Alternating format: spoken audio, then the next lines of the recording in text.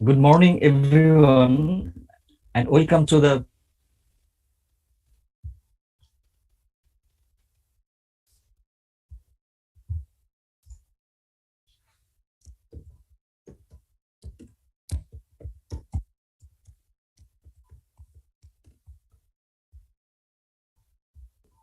fourth day session. So BIMS for trainer, Mr. Justice Mohammed Iman Ali, Bangladesh, Mr. Justice Mohammed Ashraf, Honorable Judge, High Court Division, Supreme Court of Bangladesh, Senior Advocate Mr. S.N. Goswami, Chairman, Bangladesh International Mediation Society with us.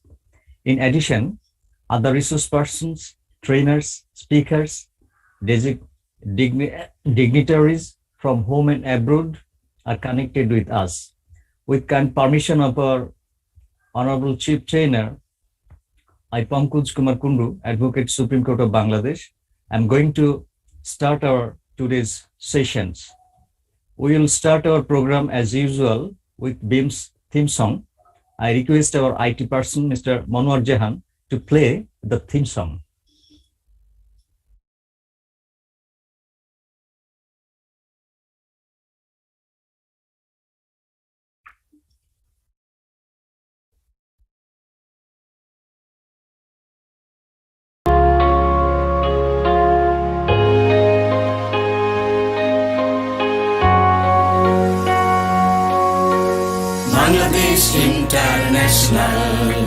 Bangladesh International Mediation Society বিশ্ব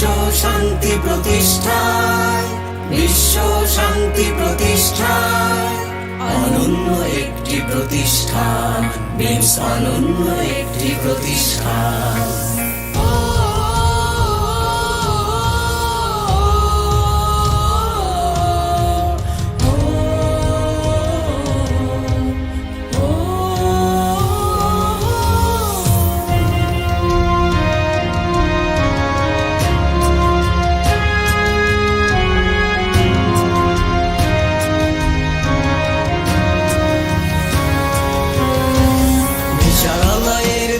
ঘুরে ঘুরে মানুষ আর হবে না তো ক্লান্ত অর্থ সম্পদ হারিয়ে ফেলে হবে না সে সর্বশান্ত বিচারালয়ের দ্বারে ঘুরে ঘুরে মানুষ আর হবে না তো ক্লান্ত অর্থ সম্পদ হারিয়ে ফেলে হবে না সে সর্বশান্ত তাই অল্প সময়ে স্বল্প ব্যয়ে ন্যায় বিচার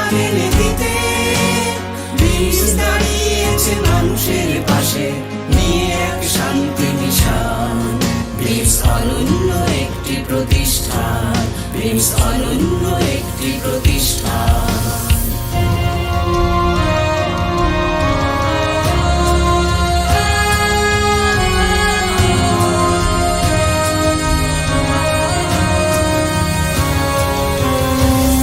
একটু সূর্য কিরণ পেলে মানুষ হয় না পথভ্রষ্ট সঠিক পথের দিশা পেলে ভুলে যায় জীবনের কষ্ট একটু সূর্য কিরণ পেলে মানুষ হয় না পথভ্রষ্ট সঠিক পথের দিশা পেলে ভুলে যায় জীবনের কষ্ট তাই নিজেদের বিরোধ নিজেরাই মেটাবো এই মন্ত্র বুকে ধরে এসেছে জাগাতে মানুষ হাতে নিয়ে আলোর নিশান BIMS অনন্য একটি প্রতিষ্ঠান BIMS অনন্য একটি প্রতিষ্ঠান BIMS অনন্য একটি প্রতিষ্ঠান BIMS অনন্য একটি প্রতিষ্ঠান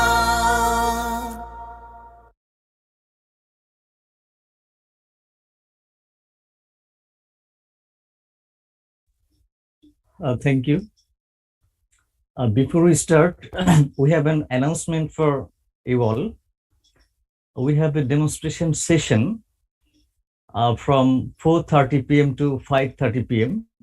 In this demonstration session, our learned district and session judge, Mr. Mohsinul Haq, will participate along with District and Session Judge Nari ও শিশু নির্যাতন দমন tribunal Bhola, Mr. Nurul Alam Mohammad Nipu,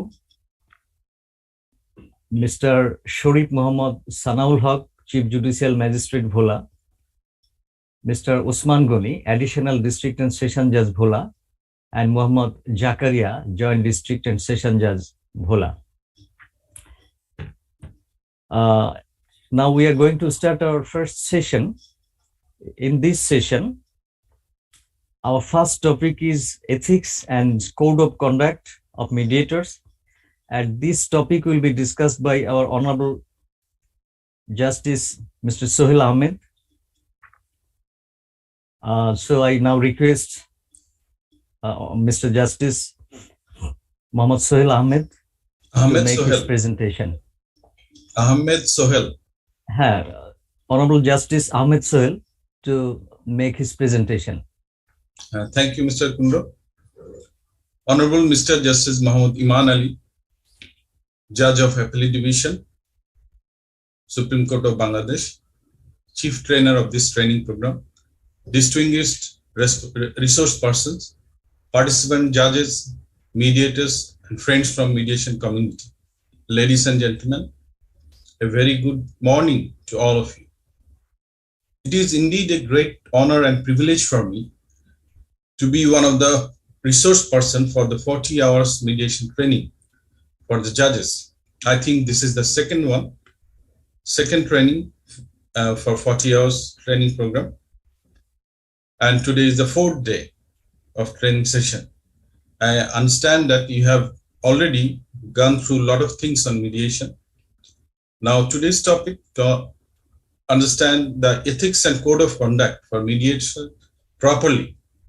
I believe it is necessary to know about the whole process of mediation, a bit of everything about mediation. I will try my best to discuss it in a very concise way. Now, starting with the history of mediation, which goes back to ancient Greece, where village elders used to mediate local disputes between the villages. Mediation is not something new in this subcontinent. Like India, Bangladesh had also utilized the system called panchayat system. Such traditional mediation continues to be utilized even today in villages, which are called shalish. In pre-British India, mediation was popular among businessmen.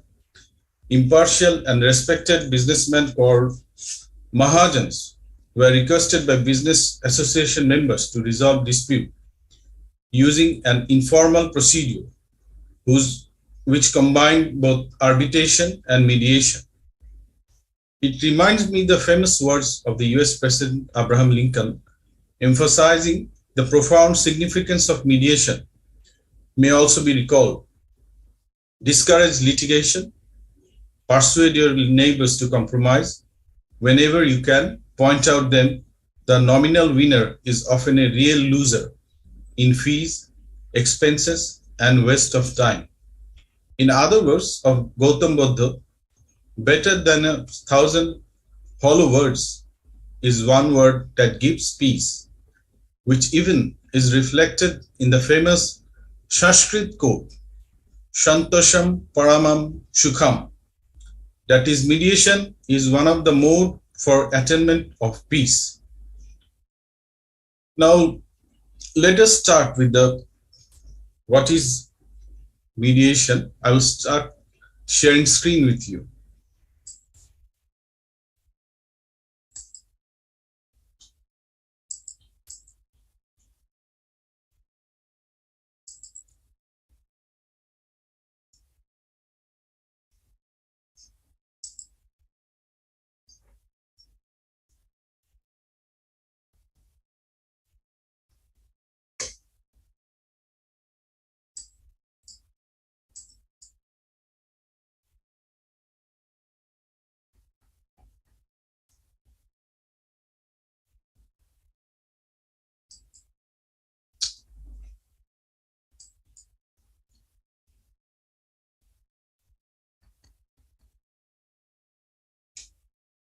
The first slide is what is mediation?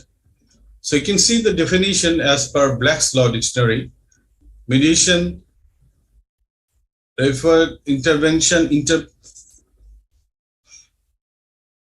according to Black's Law Dictionary, mediation refers to intervention, interposition, the act of third person who interferes between two contending parties with a view to reconcile them or persuade them to adjust or settle their dispute. In international law and diplomacy, the word denotes the friendly interference of a state in the controversies of others for the purpose, by its influence and by adjusting their difficulties, of keeping the peace in the family of nations. So this is in international prospect. Now, according to International Mediation Institute, IMI, very short definition, mediation is negotiation facilitated by trusted neutral person.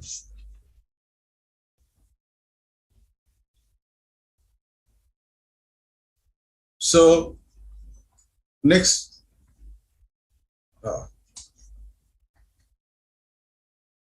now who can be a mediator? There is no strict requirement who can be a mediator. Mediators usually come from various professional backgrounds and have undergone training in mediation skills and techniques, so that they know how to conduct the mediation process. A mediator is not an adjudicator. It is necessary that a mediator must possess certain qualities, such as higher standards of honesty and integrity in conduct and behavior, maintain neutrality, objectivity, and non-judgmental. He must have patience, persistence, and perseverance and good communication skills, open-mindedness, and have flexibility and creativity. In fact, a mediator works as a peacemaker. That is important.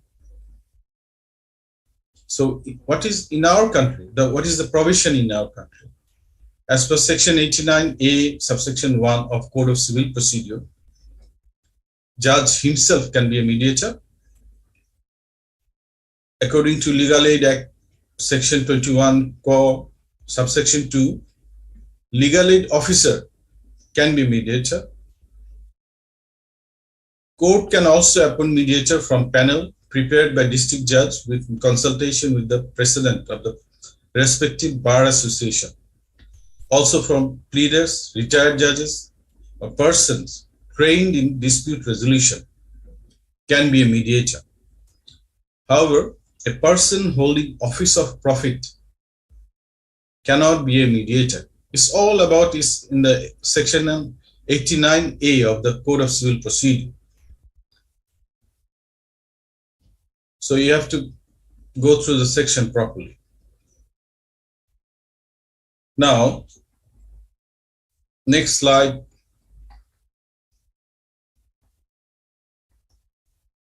How mediation is different from litigation. As a mediator, you need to know how mediation is different from litigation. I have chalked out a few main differences between them. Mediation is completely voluntary. No one can force you to agree to something to mediation, even if you have been ordered to go to mediation by the judge. In your case, either party or the mediator can stop the mediation at any stage. Litigation, on the other hand, is compulsory. That means all parties must do as court orders. Second one, mediation is completely confidential, because what is discussed at mediation can't be disclosed. It encourages the parties to compromise. Courts are open to the public. Almost everything you file with the court in part of the public record is part of the public record and can be seen by anyone. In mediation, parties control the process. On the other hand, in litigation, it involves cumbersome procedures. In mediation, outcome is settlement. partial or non-settlement. That is like win-win situation. In litigation, outcome is win and lose. So you can understand the basic difference between mediation and litigation. As a mediator, you have to know this, because otherwise, when you're dealing with mediation, you have to discuss this. Next one is types of mediation. You see, the court tenets mediation, as I've mentioned earlier, it applies to cases pending in court and which the court would refer for mediation under Section 89A of the Code of Civil Procedure, 1908. That means court tenets mediation is conducted while the cases are still pending in court, which is done by a court order. In Bangladesh, after amendment in 2012, as we were heard from Justice Iman Ali, it is mandatory to refer any dispute in civil nature for mediation after filing the written statement.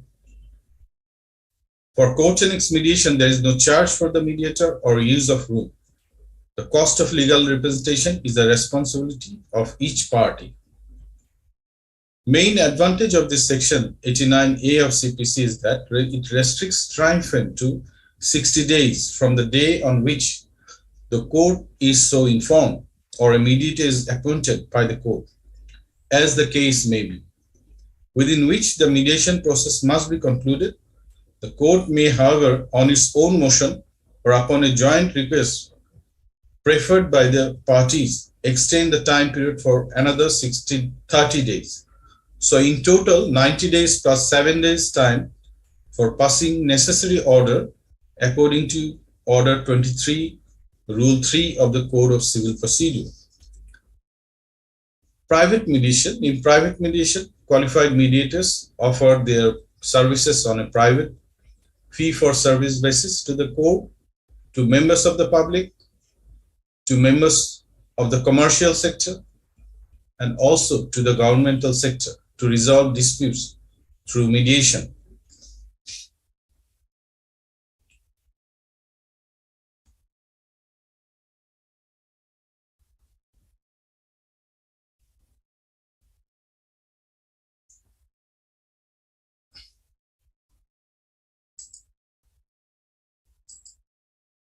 Next one is advantages of mediation. This is important when you refer a case. As a mediator, you refer a case, or when you placing your opening statement, at that time you have to mention the advantages of mediation. Otherwise, the parties will not be convinced. So, in brief, I'll discuss a few of them. So, in mediation, main advantage, parties have control over the mediation in terms, its scope, and its outcome, the right to decide whether to settle or not the terms of settlement.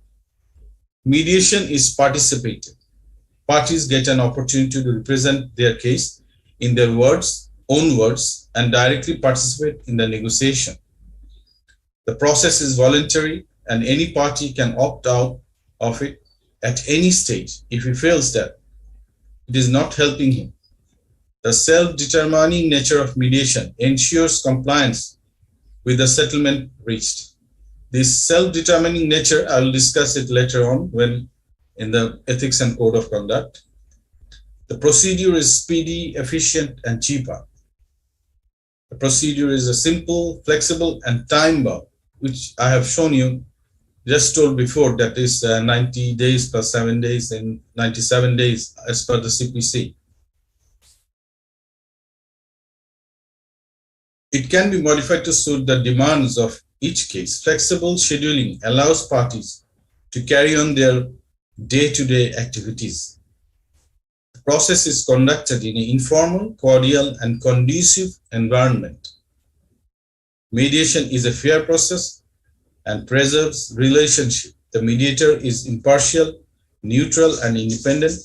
Mediator ensures that pre-existing unequal relationships, if any, between the parties do not affect the negotiation. The process is confidential, which is a big advantage for both the parties. In mediation, the focus is on resolving the dispute in a mutually beneficial settlement. Mediation allows creativity in dispute resolution. Parties can accept creative and non-conventional remedies which satisfy their underlying and long-term interests, even ignoring their legal entitlements or liabilities. Mediation promotes finality. The disputes are put to rest fully and finally, as there is no scope for appeal or revision or further litigation, as per Section 89A of the Code of Civil Procedure. Another beauty is refund of court fees is permitted as per rules in the case of settlement in court-referred mediation. So the situation is like win-win outcome for both the parties. Without prejudice, that is, what is said by you or by the other party will not be used against you as evidence if your case proceeds to trial. Finally, it helps to reduce pressure on judiciary. So this is all in concise way, advantage of mediation. You need to know this because you have to convince the party when they are sitting for you, when you're sitting for mediation as a mediator.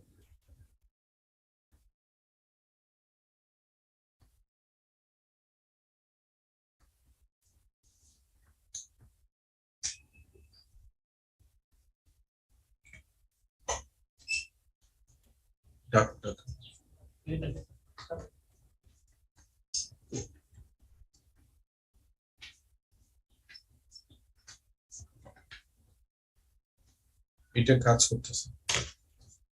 The function and role of mediator. Decision making is the role of the parties, not the mediator.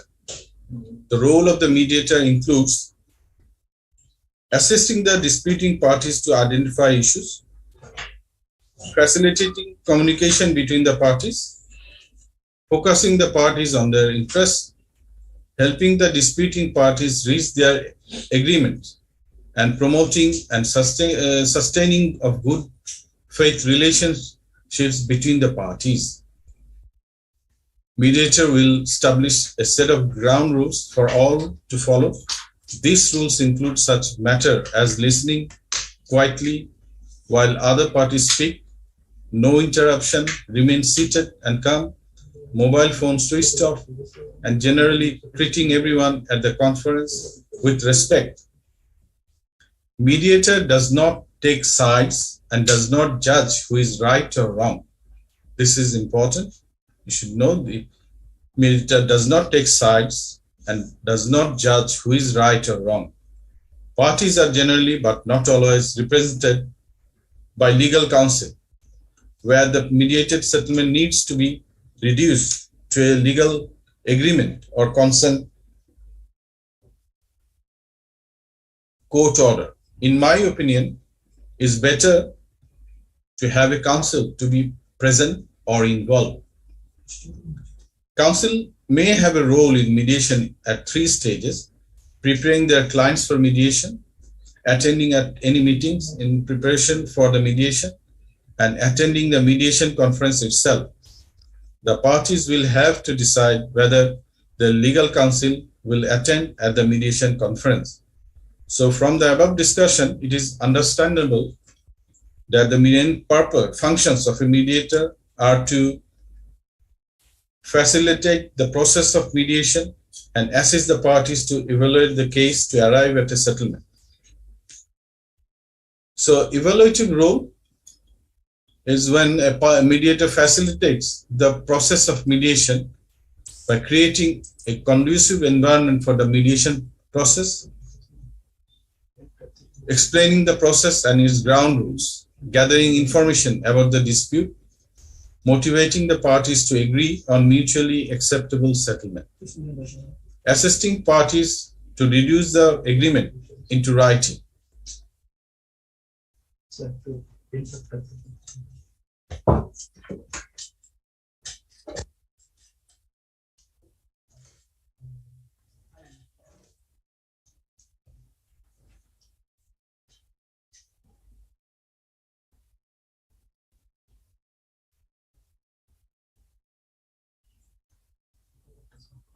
Huh?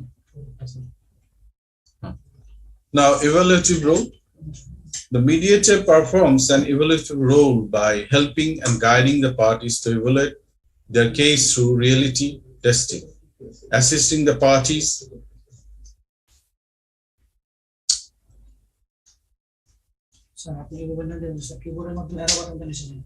to evaluate the options for settlement.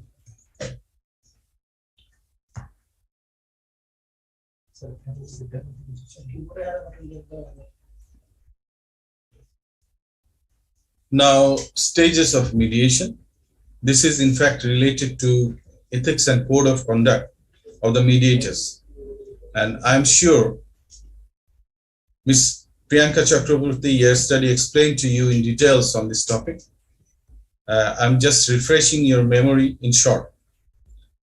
Mediation is a dynamic process in which the mediator assists the parties to negotiate a settlement for resolving their dispute.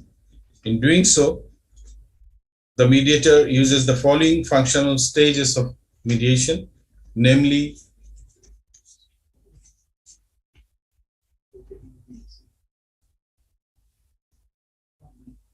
introduction and mediator's opening statement.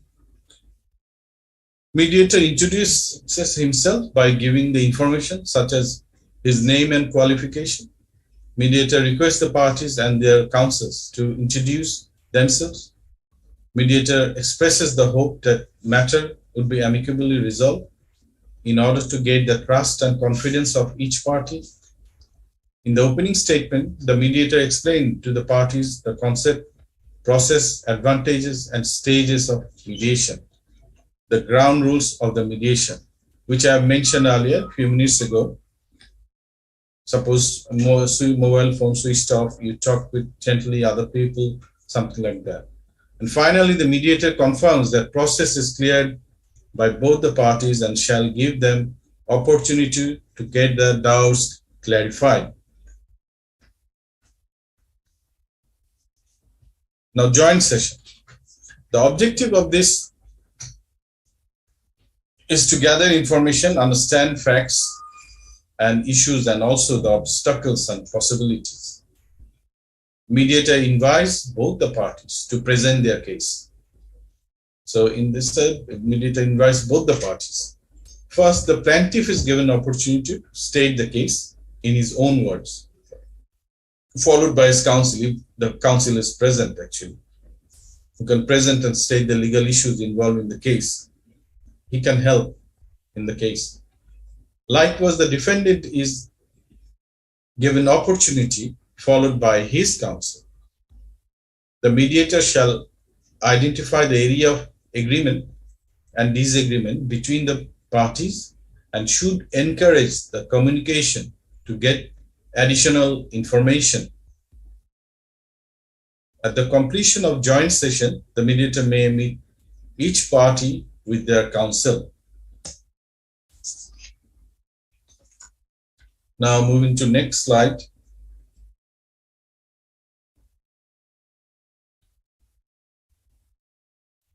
Separate session or private caucuses. The object of this session is to understand the dispute at deeper level, to encourage parties to generate options and find terms that are mutually acceptable. Mediator and each of the party will talk between them with confidence. Then the mediator gathers further information by identifying each party's differential priorities or the differential aspects of the disputes. Mediator, in order to move the process forward, engage in reality testing, in which the mediator assists the parties to understand the reality of their case and shift the focus on problem solving. Then the mediator offers options which he feels serve the common and maximum interest of each party.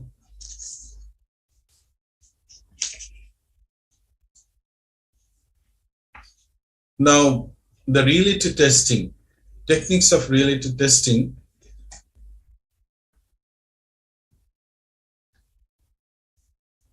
We asking effective questions. Mediator may ask parties questions that can gather information, clarify facts, or alter perceptions of the parties with regard to their understanding and assessment of the case and their expectation. Discussing the strengths and weakness of the respective cases of the parties without breach of confidentiality. This is the beauty of mediation, confidentiality. The mediator may ask the parties or counsel for their views about the strengths and weakness of the case, the other side's case. Considering the consequence of any failure to reach an agreement, the best alternative to negotiated agreement, worst alternative to negotiated agreement, most likely alternative to negotiated agreement, which I think Ms. Priyanka Chopra yesterday discussed in details. By using the above techniques, the mediator assists the parties to understand the reality of the case, give up their rigid positions, identify their genuine interests and needs, and shift their focus to problem solving. The parties are then encouraged to explore several creative options for settlement.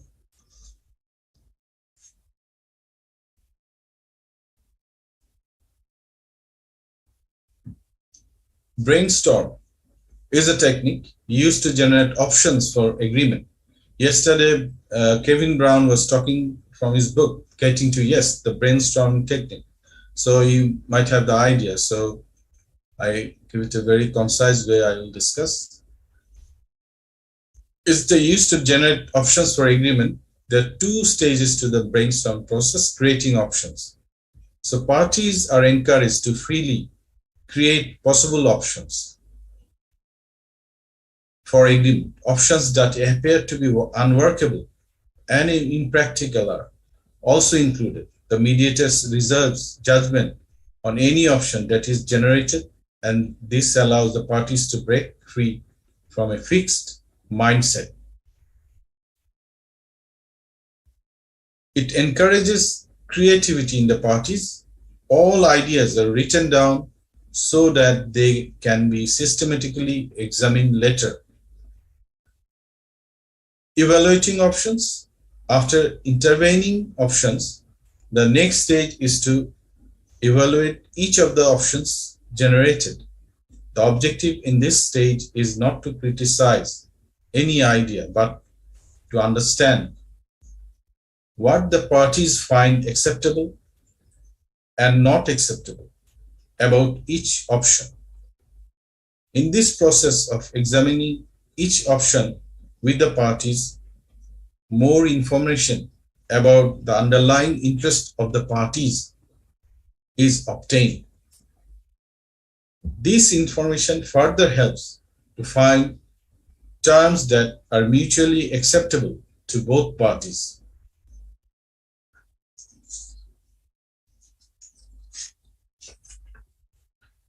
Now, the next stage is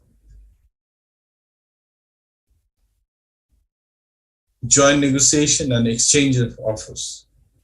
So after caucuses, the mediator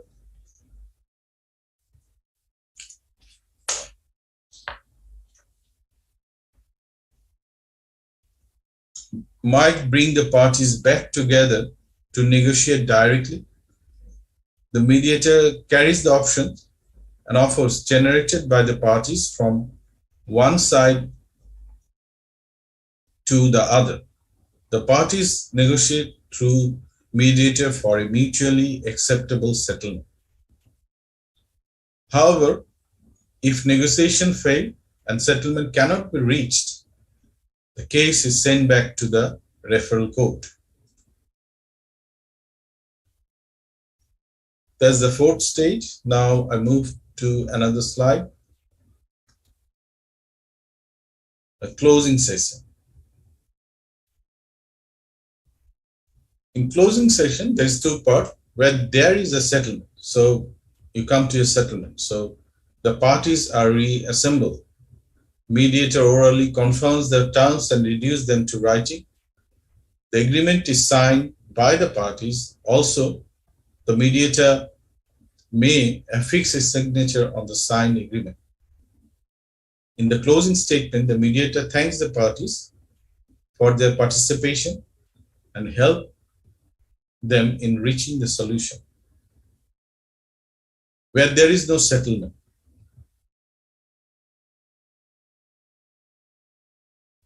when the case would be returned to the referral court mentioning not settled.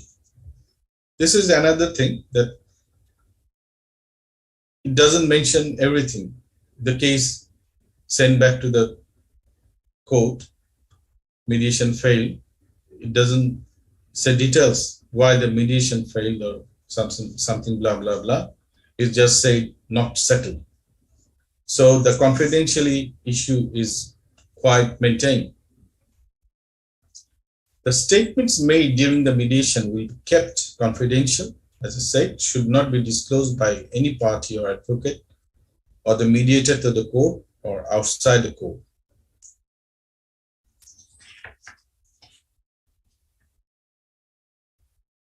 These stages in the process of the mediation are there for carrying out the mediation in the smooth manner.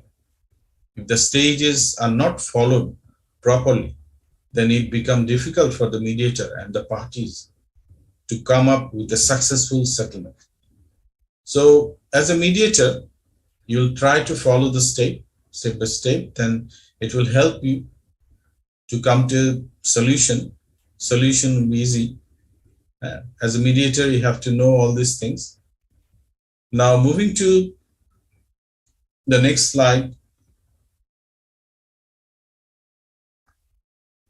Ethics. Ethics, in general, all you know that is something of principle, niti bakko, niti.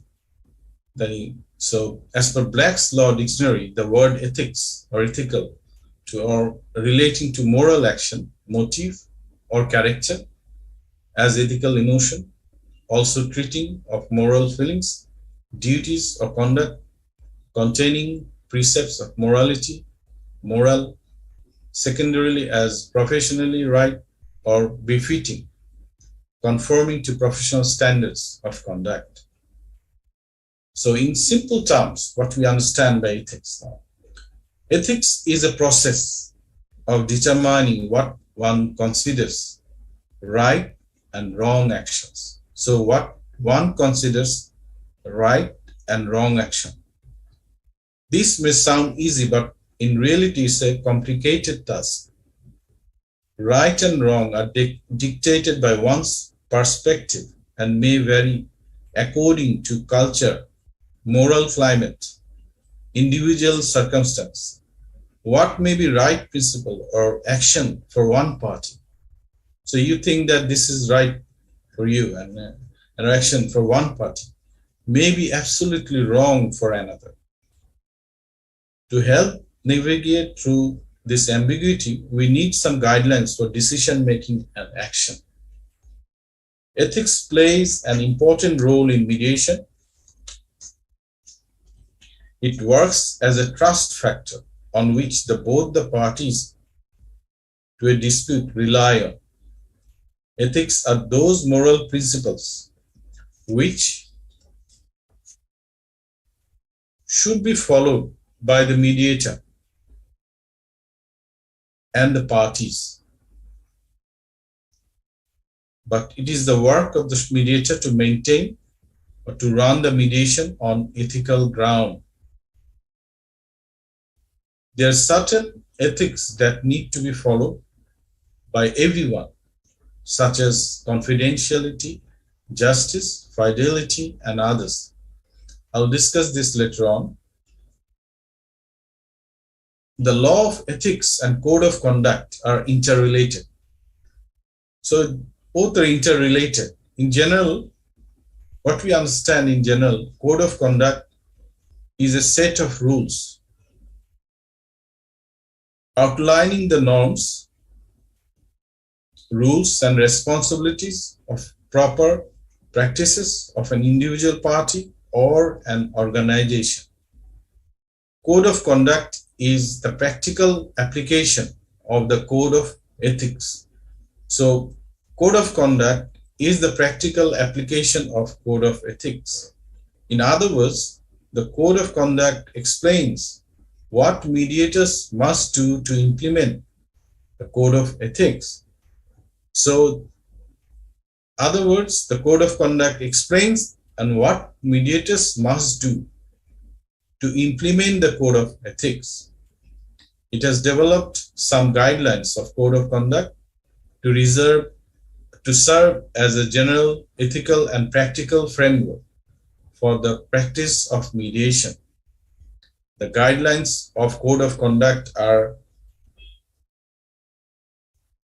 intended to apply to all types of mediation. Particular professional and other bodies may have different requirements.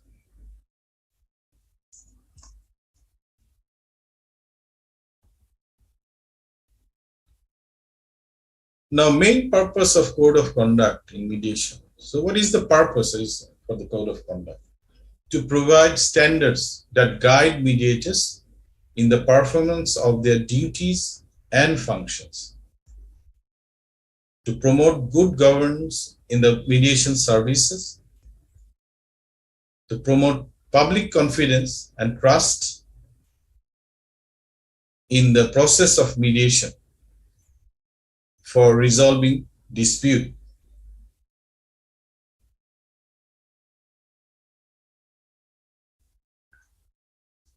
The guidelines of code of conduct are basically based on the work of 4 professional groups in the United States: the American Arbitration Association, American Bar Association, the Society of Professionals in Dispute Resolution, and the Association for Conflict Resolution, and also members of the Law Council of Australia, Expert Standing Committee on Alternative Dispute Resolution. More or less, these model standards for code of conduct for mediators are usually universally accepted as the basic ethical requirements for any mediator. Now let us see the ethics and code of conduct for mediators. Moving to the next slide.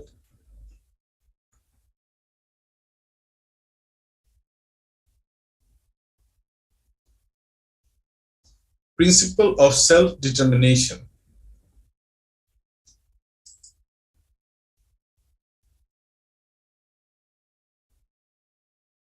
A mediator shall conduct mediation based on the principle of party self-determination.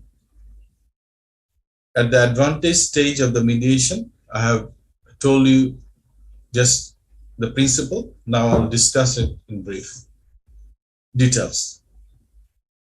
It is the right of the parties. So it is a self-determining right of the parties to a mediation to make their own voluntary and non-coerced decision regarding the possible resolution of any issue in dispute. Every mediator shall respect and encourage this fundamental principle of mediation. Mediators shall provide the parties at or before the first mediation session with information about their role in the mediation. Mediators shall discuss the fact that authority for decision making rests with the parties, not with the mediator. So when you're talking in your opening statement, so you give them this sort of advice that this is you control the procedure, you have to decide. You are the decision-making factor. So mediator is just to help them. Mediator shall not provide legal or professional advice to the parties. The mediator may express views or opinions on the matters at issue and may identify, evaluate approaches. Where the mediator does so, it shall not be construed as either advocacy on behalf of the party or as a legal or professional advice to a party. Mediator shall, where appropriate, advise unrepresented parties to obtain independent legal advice. The mediator shall also, where appropriate, advise parties of the need to consult with other professionals to help parties make informed decisions. So to come to a decision, they might take help. The parties can take help from other professionals. Yeah. So this is all about in self-determination. Next slide is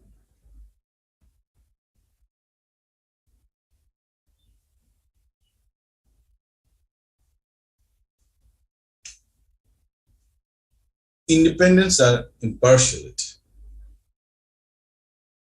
A mediator may mediate only those matters in which the matter can remain impartial and even-handed. If at any time the mediator is unable to conduct the process in an impartial manner, the mediator should withdraw. Accordingly, a mediator must avoid partiality or prejudice and such conduct that gives any appearance of partiality or prejudice. Mediator should be conscious of behavior which, however innocent, may be interpreted as indicating partiality or prejudice. So I give you an example on this issue. For example, spending more time with one party than another without good reason. So when you spending more time with one party and you give less time to other, so in the mind of the other party might think that you're not impartial. So this is not the work of the mediator. He must be independent and impartial. Or socializing with the party and adopting different modes of address. A mediator should neither give nor accept a gift, favor, loan, or other item of value that raises a question as to the mediator's actual perceived impartiality. Next one, even if all the disputants agree that they would like the mediator to express an opinion on the merits, there is a substantial risk in giving such an opinion that mediator may no longer appear to be impartial. So it's better not to give any opinion. So as a result, the mediator may be obliged to withdraw. So in that case, if you give an opinion and in that situation, you might have to withdraw yourself. So it's better to avoid this. If both the parties force you to give your opinion, it's better you don't give opinion on this issue. Next slide.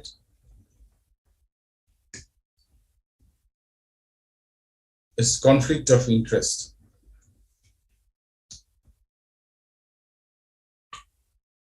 Before a mediation begins, the mediator must disclose all actual and potential conflicts of interest known to the mediator. The mediator should discuss any circumstances that may or may be seen to or affect the mediator's independence or impartiality. At all times, be transparent about the mediator's relations with the parties to the mediation process. Disclosure must be also made if conflicts arise during a mediation.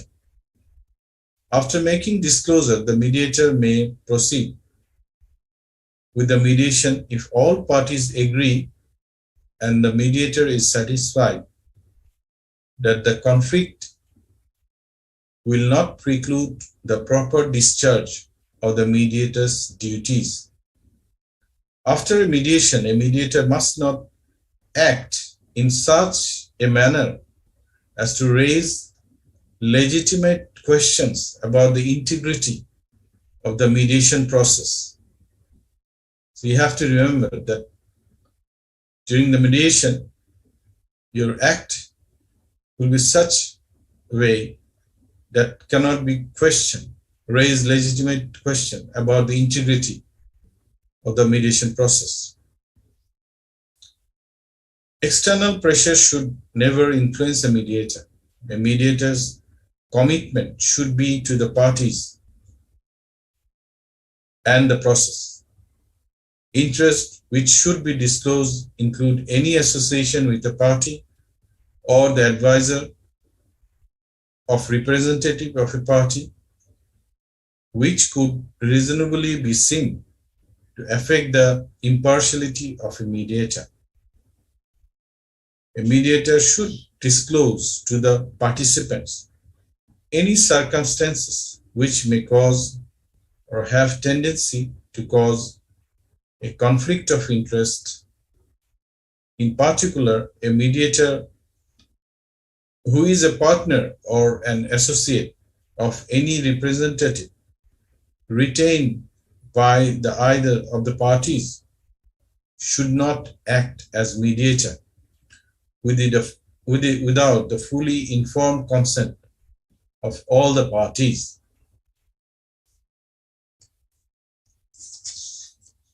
A mediator should not establish a professional relationship with one of the parties in relation to the same dispute. Now move to the next slide.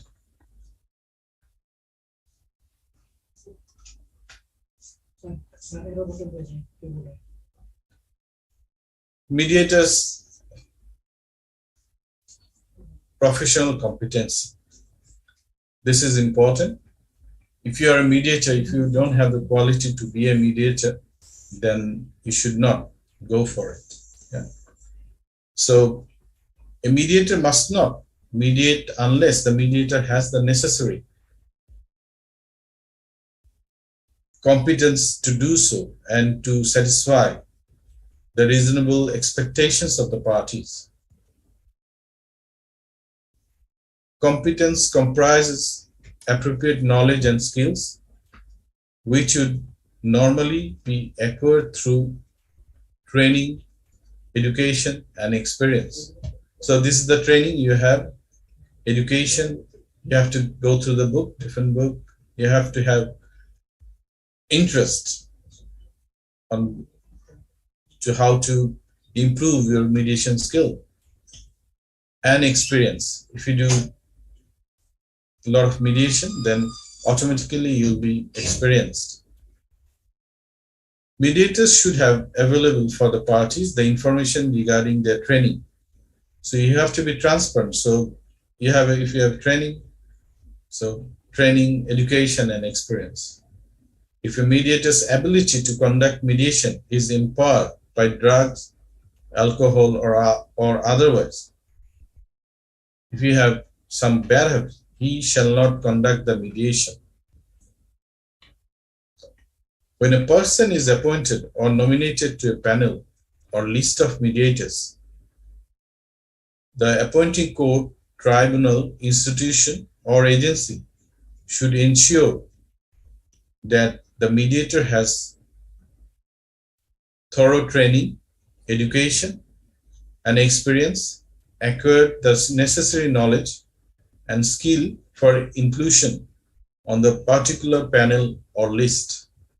So when you're, as you see in the section 89A of the CPC, there's a provision that the bar, this is with consultation with the Bar Council, they prepare a panel of mediators.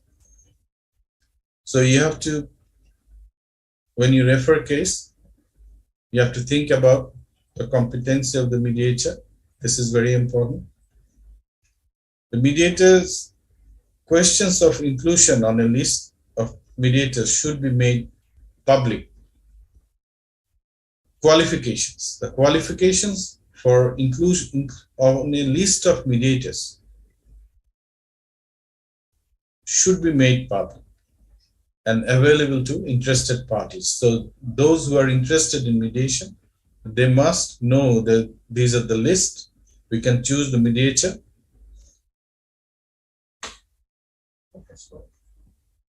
The next slide is confidentiality. This is very important. This is, I told before that this is the beauty of mediation.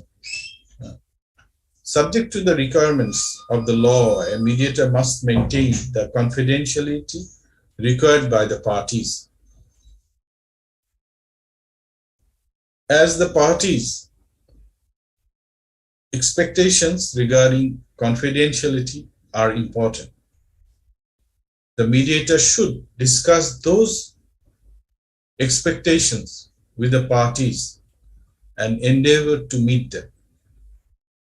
The mediator should clarify when a mediation begins and when it ends, and conversation on the telephone, in the meetings, and communication by email and other means are also confidential. The mediator should not disclose any matter that a party requires to be kept confidential, including information about how the parties acted in the mediation process, the merits of the case, any settlement offers or agreed outcomes, unless mediator is given permission to do so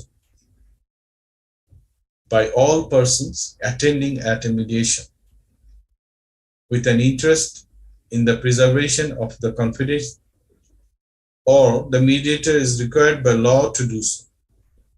The parties and the mediator may make their own rules with respect to confidentiality or accepted practice of the mediator, or an institution may mandate a particular set of expectations. If a mediator intends to hold private sessions with a party, the mediator should, before such session, discuss with the parties the confidentiality attaching to them. With the permission of all the parties, researchers may be permitted access to individual case files to observe mediation and to interview participants. So the researchers may be permitted access to individual case file to observe mediation and to interview participants with the permission of all the parties. That is the thing.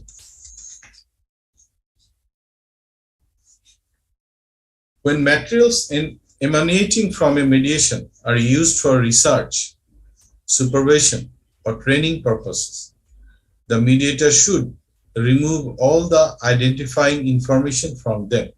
So researchers sometimes using the materials, for example, giving an example in a mediation class or other way. So they will remove the identifying information from the script. Mediators shall maintain confidentiality in the storage and disposal of mediation notes, records, and files. So he has a duty to maintain confidentiality in the storage and disposal of mediation notes, because during the mediation you have to take the several notes, records, and files. So everything is confidential. It's a record.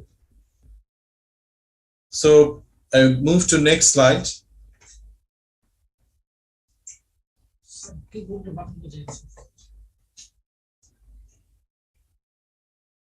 Quality of process. A mediator must conduct mediation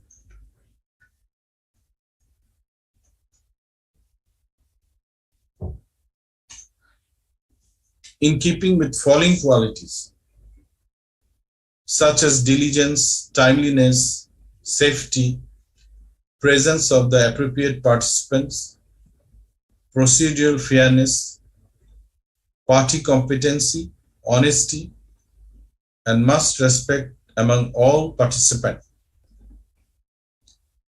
Mediators shall make reasonable efforts to ensure the parties understand the mediation process before mediation starts.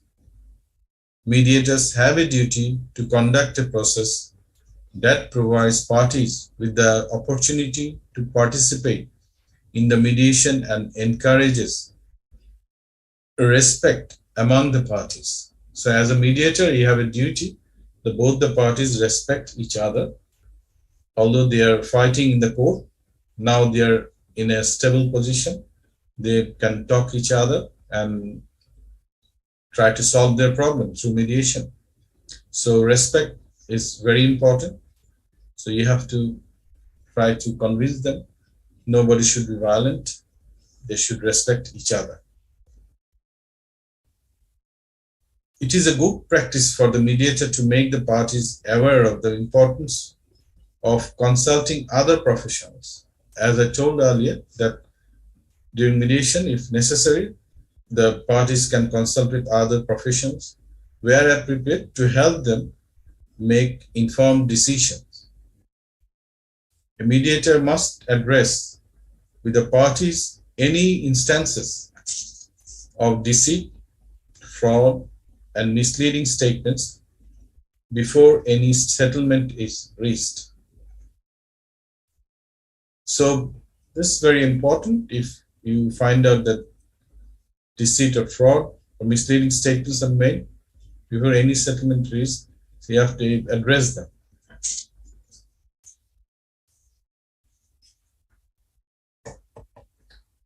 Now moving to next slide. Agreement to mediate. So before mediation starts, mediators ensure that the parties understand the terms of mediation, whether or not they are contained in an agreement or contract to mediate. The terms shall include, but are not limited to, confidentiality of communications and documents, right of the mediator and the parties to terminate or suspend mediation. So they must have clear knowledge that the parties that, yes, according to the 89A, the mediation is compulsory in Bangladesh now in civil suit after filing written statement. So during the mediation, that the parties, one of the parties, he doesn't want to continue, he has an opportunity to withdraw. That is the thing, you have to clarify that. Confidentiality of communication and documents, the right of the mediator and the parties to terminate or suspend mediation. The fact that the mediator is not compellable as a witness in the court proceedings by any parties to the mediation. So mediator is not compellable as a witness in court proceedings by any parties to the mediation.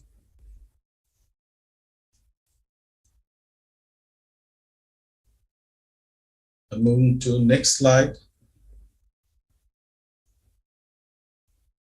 Qualities of a mediator.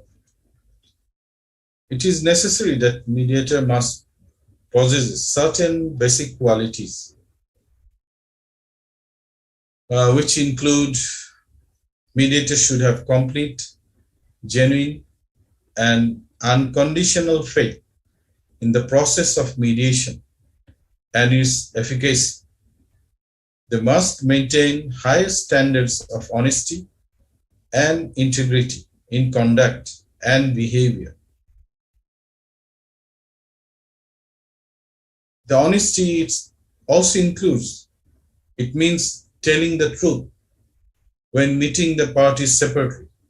So when I discussed the private caucus session, you remember that you talk with each party separately. So one party told you something, and when you meet with the other party, party B, and you don't tell the right thing, that is unethical, that is dishonesty. So you have to tell the right thing, right offer between both the parties. You must not abuse the trust of the party.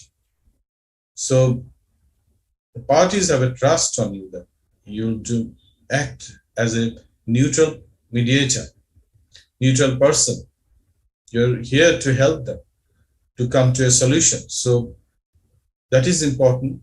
The parties must have trust on you, and you should not abuse when meeting the parties separately. So in the private session, joint session, everywhere, you have to be trustworthy. Neutrality, objectivity, and non-judgmental. Another qualities they must have. Ability to be an attentive, active, and patient listener. So when one party is speaking, A party is speaking, you listen to them, that you are attentive. It's a body language. I'll discuss it later on. This is very important. If your impression shows that you're not interested, or then the parties might lose their faith, lose their trust on you. So this is very important. When one party is talking, you have to be attentive, active, and patient listener. Patience, persistence, perseverance is another important thing you have to remember. Good communication skills as a mediator. So use simple language and clear language. So when you communicate with the parties, use simple language.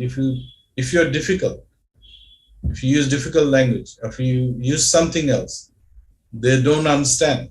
So it might not work properly. So it is your duty to use simple and clear language, avoid difficult words, be precise and logical, open-mindedness and flexibility, empathy and creativity.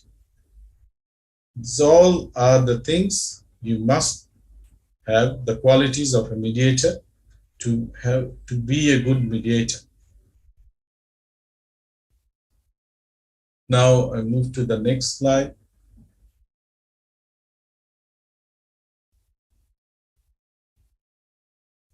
Publicity and advertising. So as a mediator,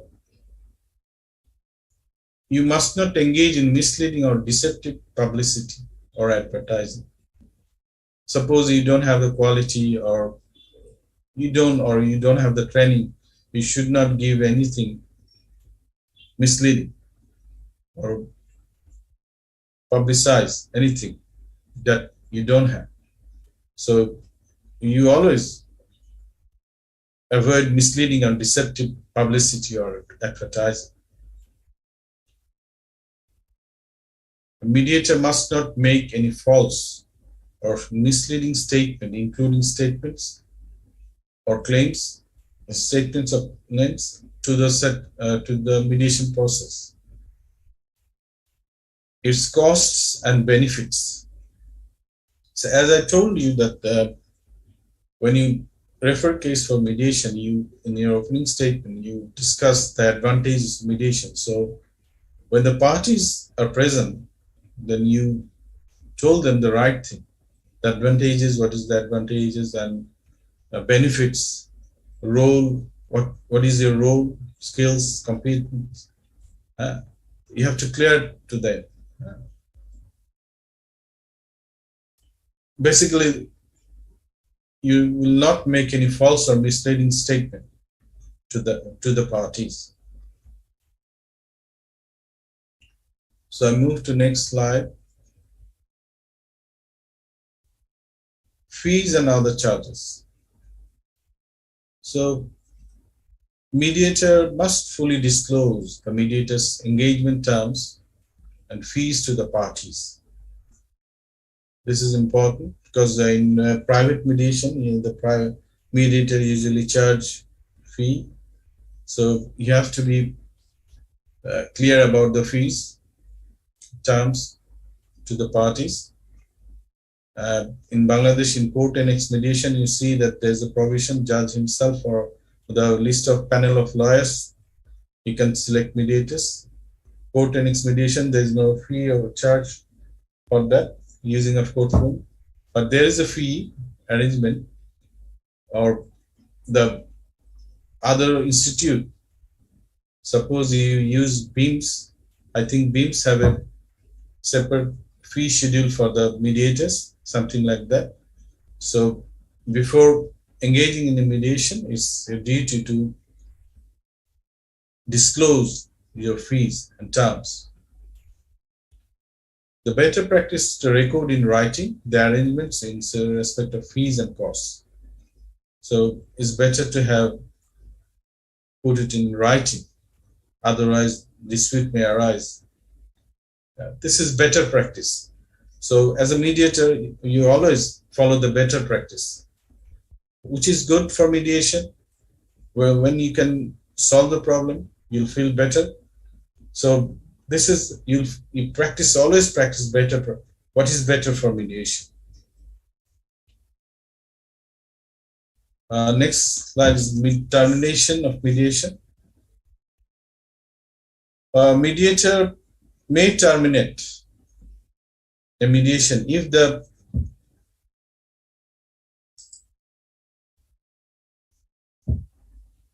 mediator considers that any party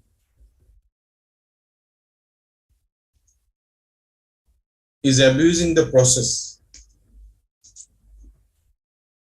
Oh, one thing I left over in the fees and charges, that is, mediator should not agree to a fee which is contingent upon the result of a mediation or amount of settlement.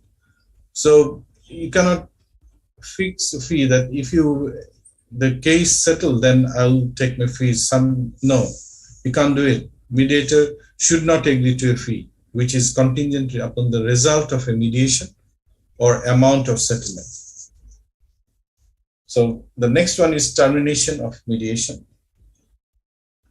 Mediator may terminate a mediation if the mediator considers that any party is abusing the process, or there is no reasonable prospect of settlement.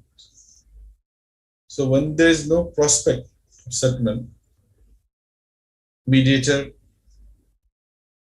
may terminate the mediation proceeding. But he will try again and again. It's not that you cannot seek for mediation again. You can.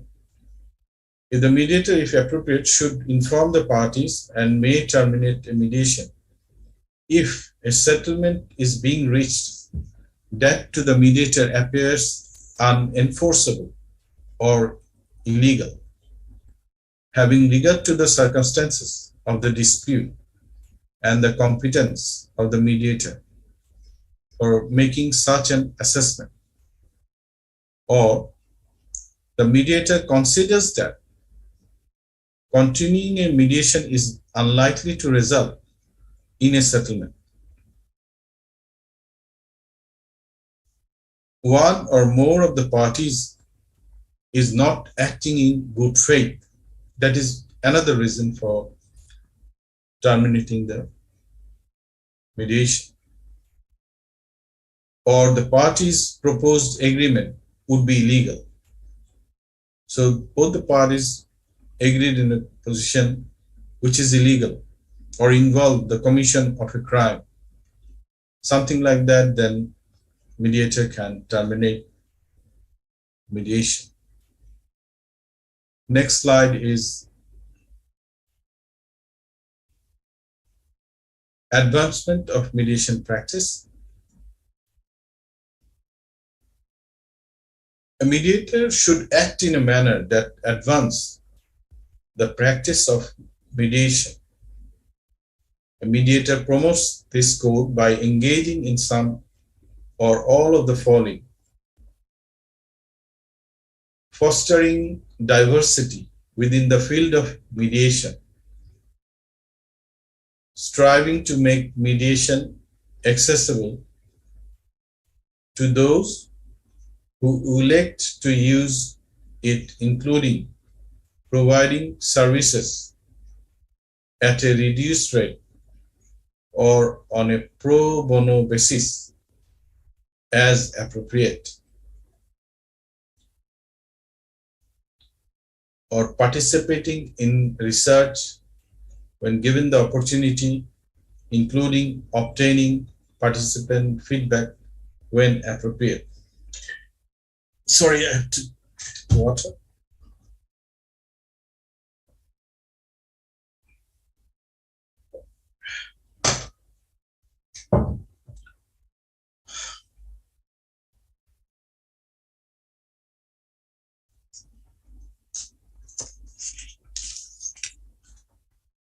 Now I move to next slide. It's the recording settlement.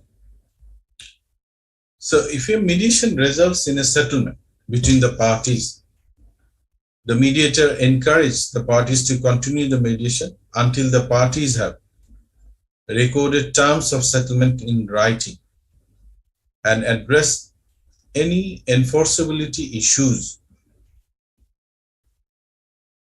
Normally, agreement to record the terms of any settlement in writing should be made prior to the commencement of a mediation. A mediator ought to be cautious about direct involvement in drafting the terms of agreement, as the mediator's involvement in drafting may be construed as providing legal advice. So in that case, the legal lawyer could help. That's why I told you that at the mediation session, if the parties agree, then they can have their lawyer present. A mediator should, however, assist the parties to take over whatever steps may be necessary to formalize any settlement agreement and to satisfy the mediator regarding its enforceability. So this is regarding the recording settlement. So if it depends, if the mediation is successful, then you go for recording settlement. It's better to have in writing, in recorded terms of settlement in writing, address and enforce issues. Normally, agreement to record the terms of settlement in writing should be made prior to the commencement of mediation. Now I'm moving to the next slide.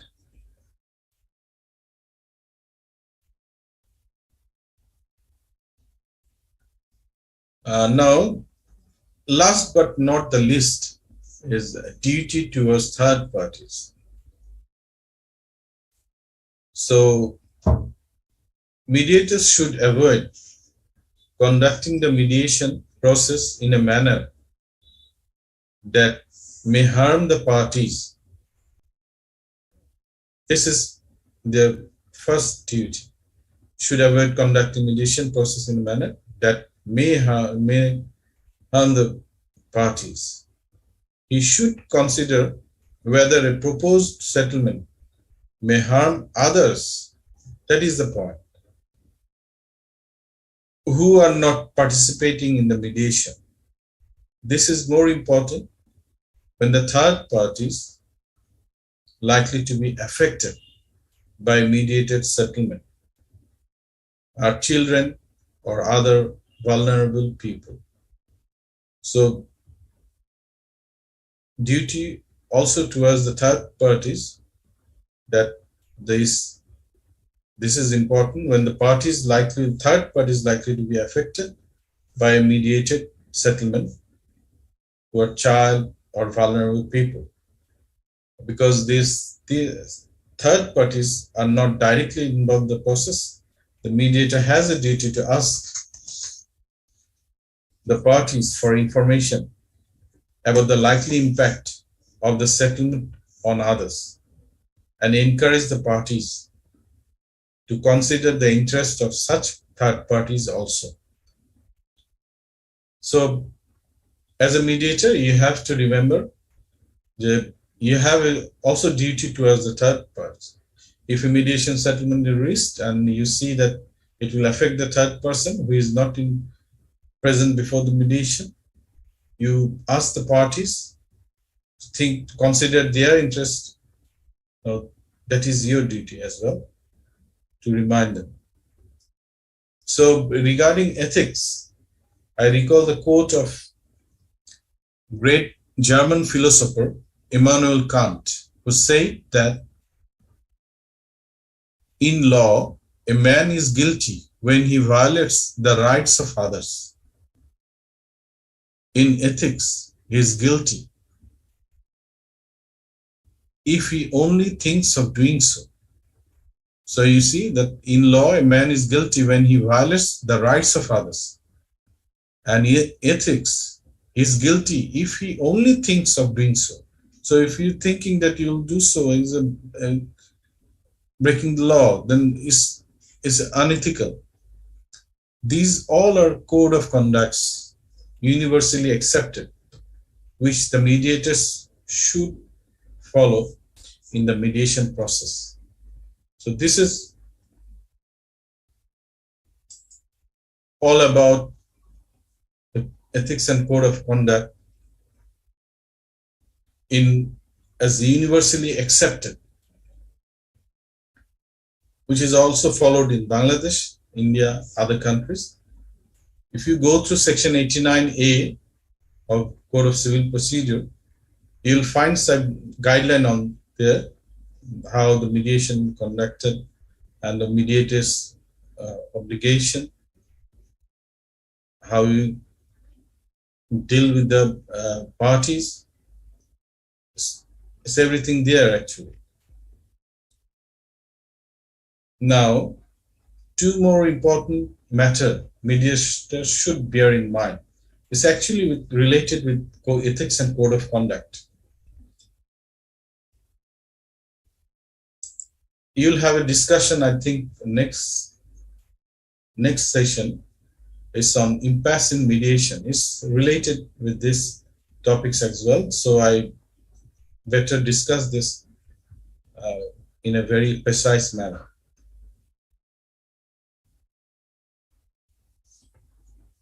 During mediation, sometimes parties reach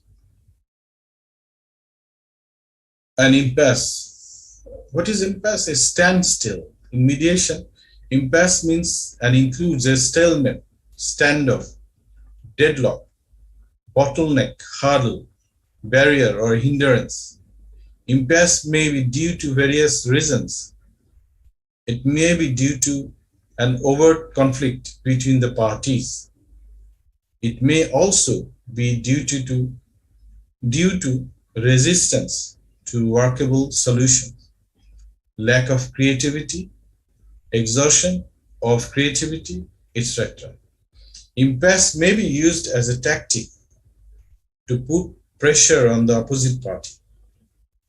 There may be also be valid or legitimate reasons for the impasse. Impasse can arise at any stage of the mediation process, namely from introduction and opening statement and up to the closing session, which I have discussed earlier in the topics of stages of mediation. So during this stage, any time impasse can occur. And types of impasse, 3 types of impasse can occur. Emotional impasse. It can be caused by factors like personal animosity, mistrust, arrogance, ego, false pride, vengeance between the parties. Substantive impasse, what it is? It can be caused due to lack of knowledge of facts, law, limited resources, despite willingness to settle, incompetence of the parties, interference by third parties who instigate the parties not to settle dispute, adamant attitude of the parties. So if you're adamant, then the mediation will come to a standstill, isn't it? Procedural impasse, it can be caused due to lack of authority to negotiate or to settle. Power imbalance between the parties, mistrust of the mediator. So the impasse, it can break up. So you, as a mediator, It's a duty to break the impasse. You'll try your best to break the impasse. The mediator shall make use of his or her creativity and try to break impasse by resorting the suitable techniques, which may include following reality testing, which I've discussed earlier. Batna, Vatna, Latna, Ms. Priyanka Chakravarti yesterday also discussed. When brainstorming, changing the focus from the source of the offer to terms of the offer, allowing the parties to vent their feelings and emotions, focusing on the underlying interest of the parties, starting all over again. So there's a pause in this, you stand still everything. So you can offer them, oh, let's start again, something like that. Changing the topic to come back later. So what you can do, you change the topics, you discuss another thing not related to the case matter, mediation thing, you discuss it, and both the parties feel ease, and then they decide to mediation, come back to mediation again. So it's sort of things. Careful use of good humor. So what you can do something funny jokes that makes everybody laugh, and that might work. They come back again and try to settle down again. Observing silence. Observing silence is helpful. If all the parties are pinned of silent, then it might work. Again, you start to help them to compromise. You can actually change the sitting arrangement again. Sometimes it works actually. These are the techniques. It's not that it will work. You can't guarantee. And it might change the mindset of the parties. So these all are the techniques you can choose to change, the techniques to break the impasse as a mediator. Now, coming to the other things, the body language, which I have mentioned earlier. This is important. As a mediator, you should have a proper body language. The appropriate body language of the listener indicates to the speaker that the listener is attentive. It conveys to the speaker that the listener is interested. I go to the next slide of body language, sorry.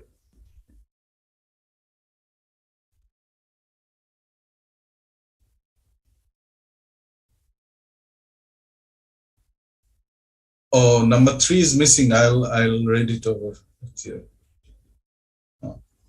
The appropriate body language of the listener indicates to the speaker that the listener is attentive. It conveys to the speaker that the listener is interested in listening and that the listener gives importance to the speaker. In case of mediators, the following can demonstrate an appropriate body language. Symmetry of postures. So it's something balance of postures. So it reflects mediators' confidence and interest. So this is important. Your posture, it reflects mediators' confidence and interest. And second one is comfortable look. It increases the confidence of the parties. So as a mediator, if you have a comfortable look, then the parties, they might have the confidence. You build the confidence among them. Third one is smiling face. It's missing in the slide. Smiling face. So it works everywhere. You see, when a doctor speaks with a patient, smiling face or is a good behavior, behaves well, then the patient is half cured. Yeah. So something like that. The smiling face. It puts the parties at ease. So parties will have confidence and parties will be at ease. fourth is leaning gently towards the speaker.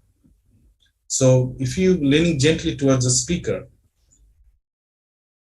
it is a sign of attentive listening. So when party A is speaking, you leaning gently towards A, that means you're attentively listening to party A. So something like that. When party B is speaking, you leaning towards speaker B. So something, you're listening to him carefully.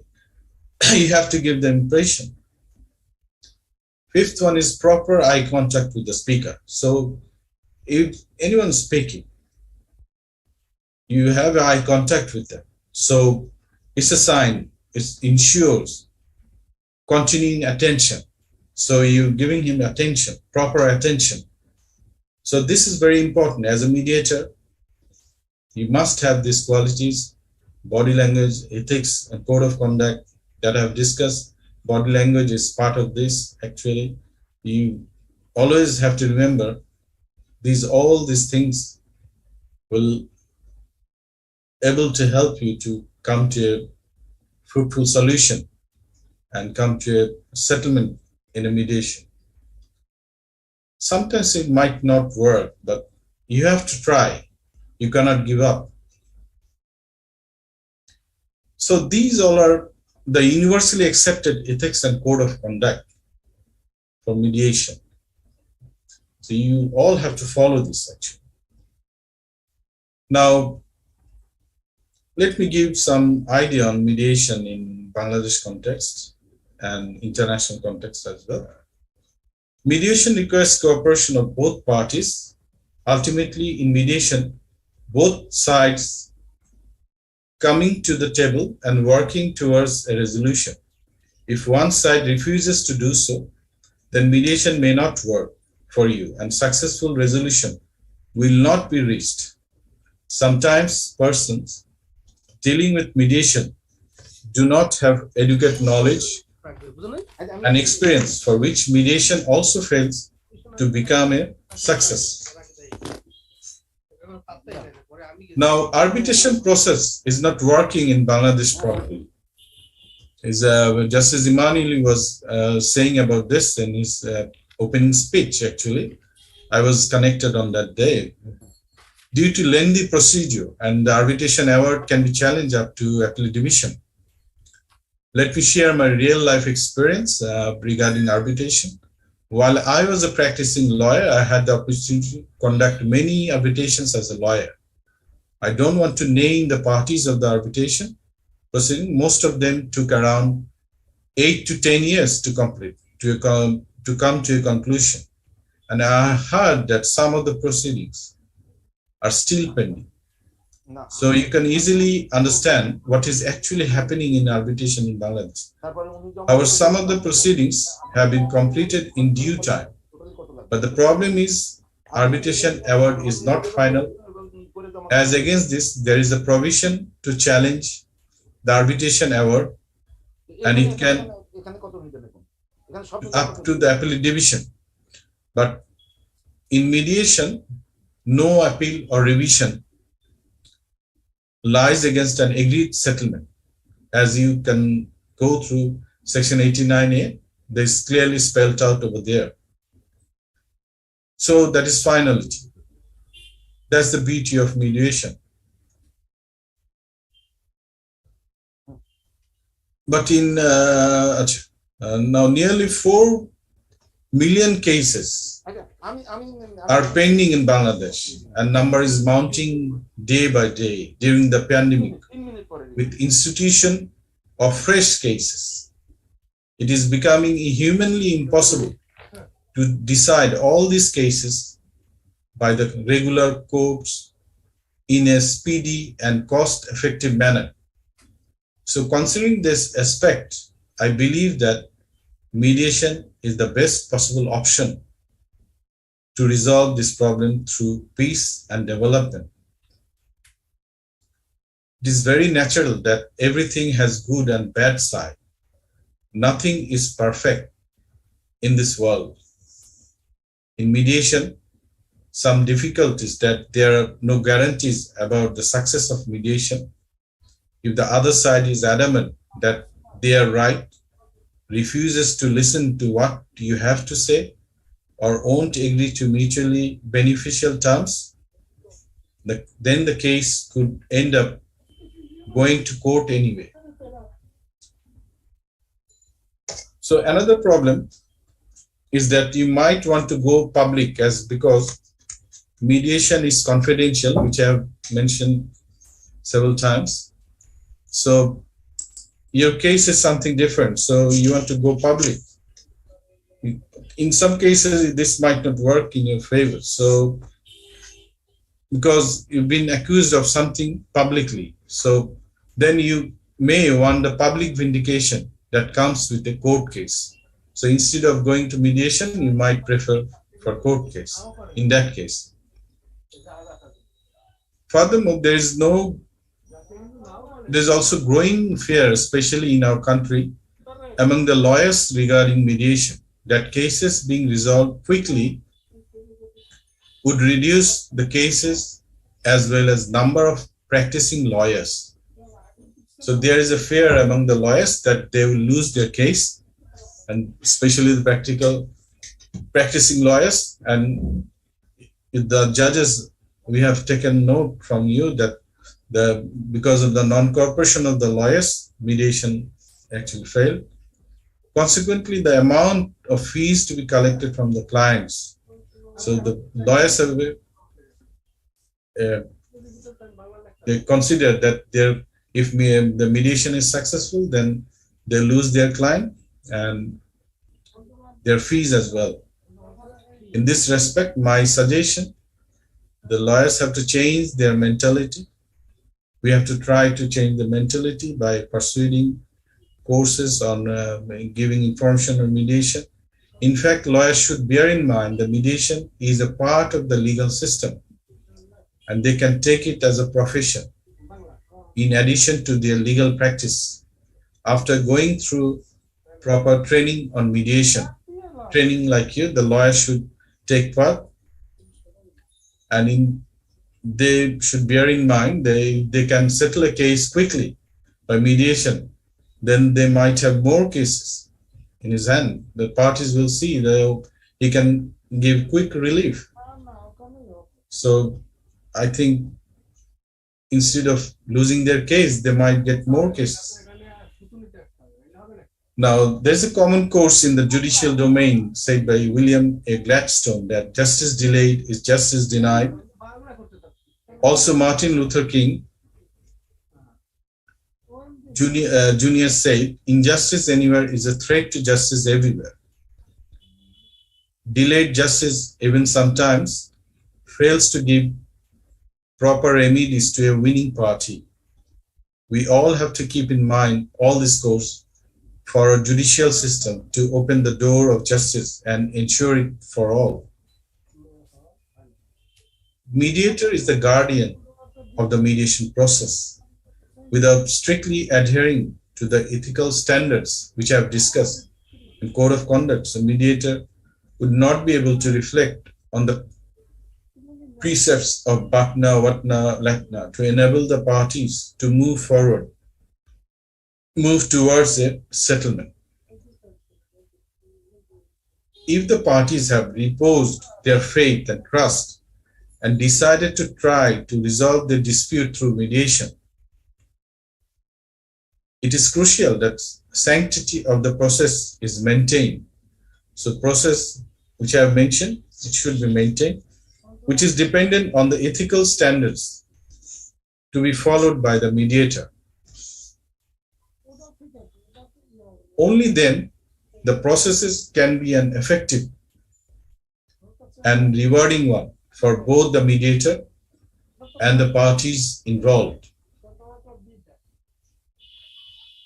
At the present stage, there is no gainsaying that mediation is emerging as a viable alternative. Rather, it is still a very nascent stage in Bangladesh. The true potential of mediation still remains untapped, it is true actually. The concept, yeah, there's a service panchayat system, that is correct, but officially, legally, the concept incorporated in our legal system in 2003 in the CPC, then it becomes mandatory now. So it's a new concept in that sense. But we have to try to flourish mediation. Otherwise, 4 million cases, it's not easy to dispose of all these cases.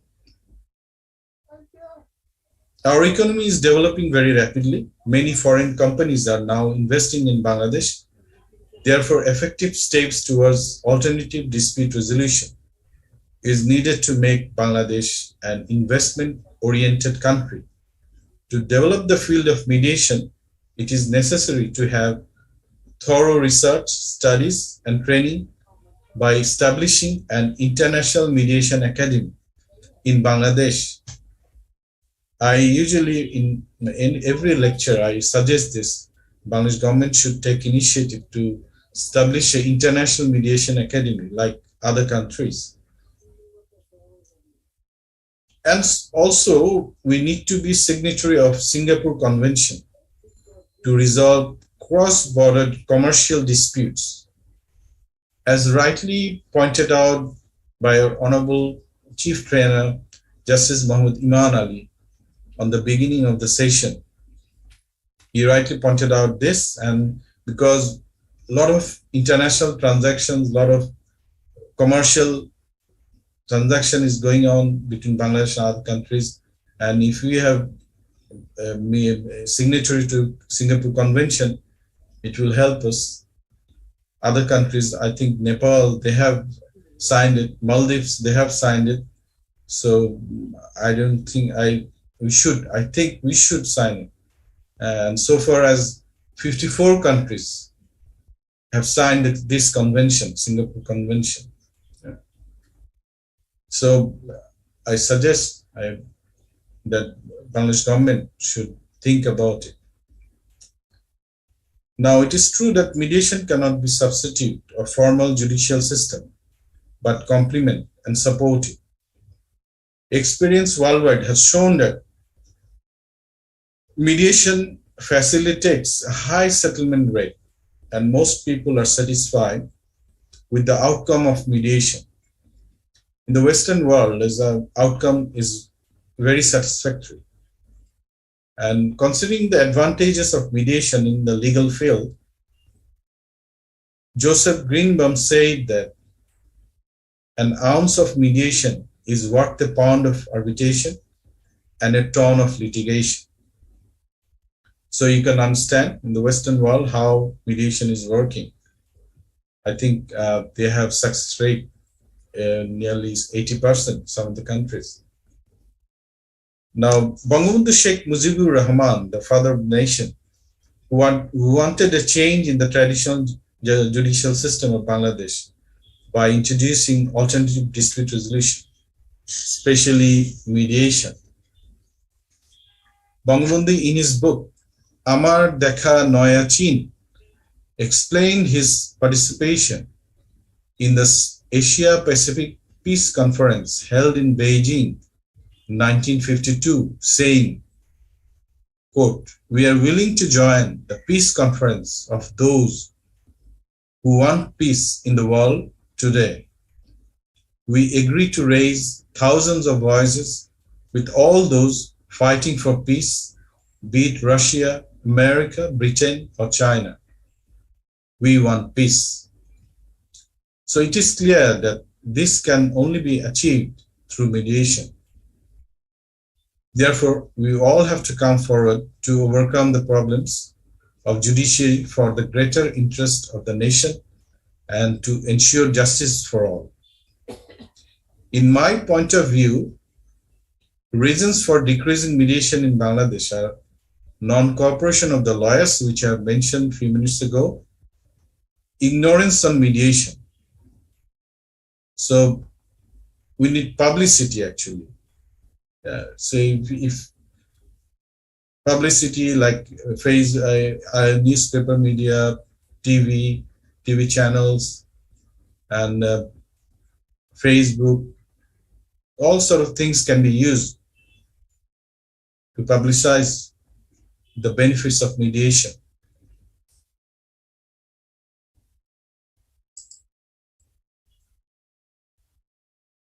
Absence of trained mediators. This is true. In Bangladesh, we have lack of trained mediators, and you're getting training, so it's good. BIMS is doing a great job in this regard. Lack of mediation centers. You'll be surprised to know that India has more than 40,000 mediation centers. But in fact, we do not have none of them in a proper manner. The mediation center we have.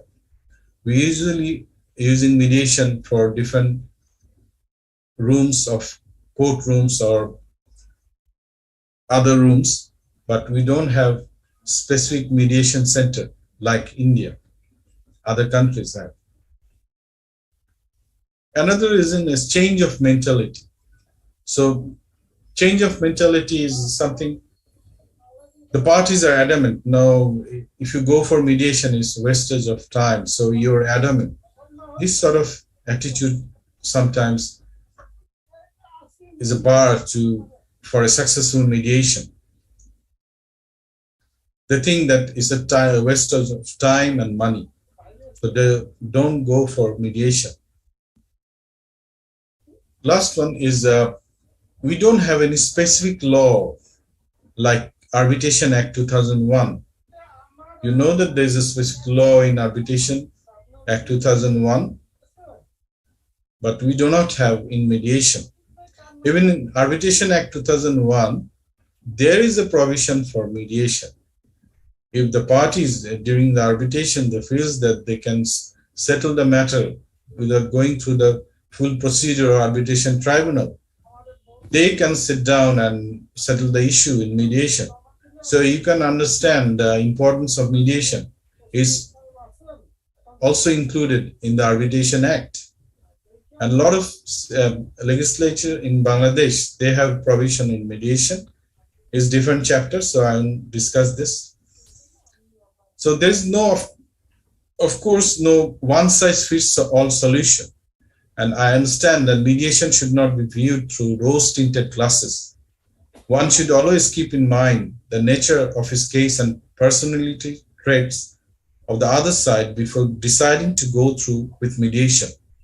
However, in most of the cases, the rate of success is high in the Western countries, as it can bring a satisfactory solution among the parties to the dispute. It helps to reduce the pressure on judiciary. Mediation is currently seeing a success rate of average 80% throughout the Western world. I believe all the responsible judicial officers try to promote mediation by following the circular and guidelines on mediation issued from Supreme Court of Bangladesh, as mentioned by Honorable Justice Muhammad Iman Ali and also Mr. S.N. Goswami, Chairman of BIMS, during their speech. If you go through the circular, you'll see that mediation, how it is benefited, is included. So if you tell the parties when you refer a case for mediation that this is the benefits, then the parties will be attracted to mediation instead of going for prolonged litigation. Also, it is necessary to ensure the independence of judiciary and transparency of prosecution. And most importantly, corruption should have to be removed from judiciary to overcome the backlog of cases.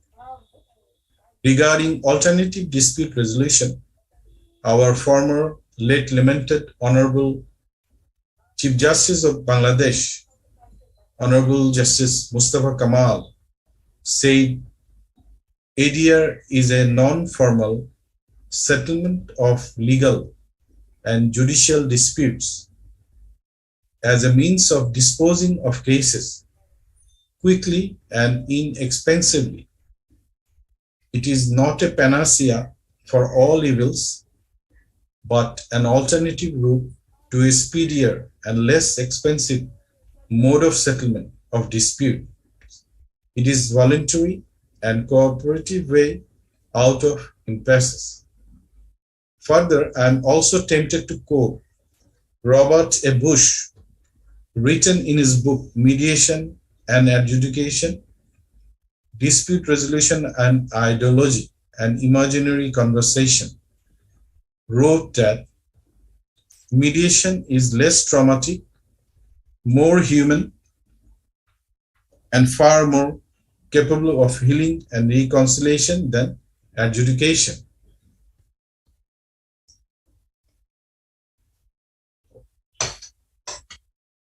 Now we are celebrating 50 years of our independence.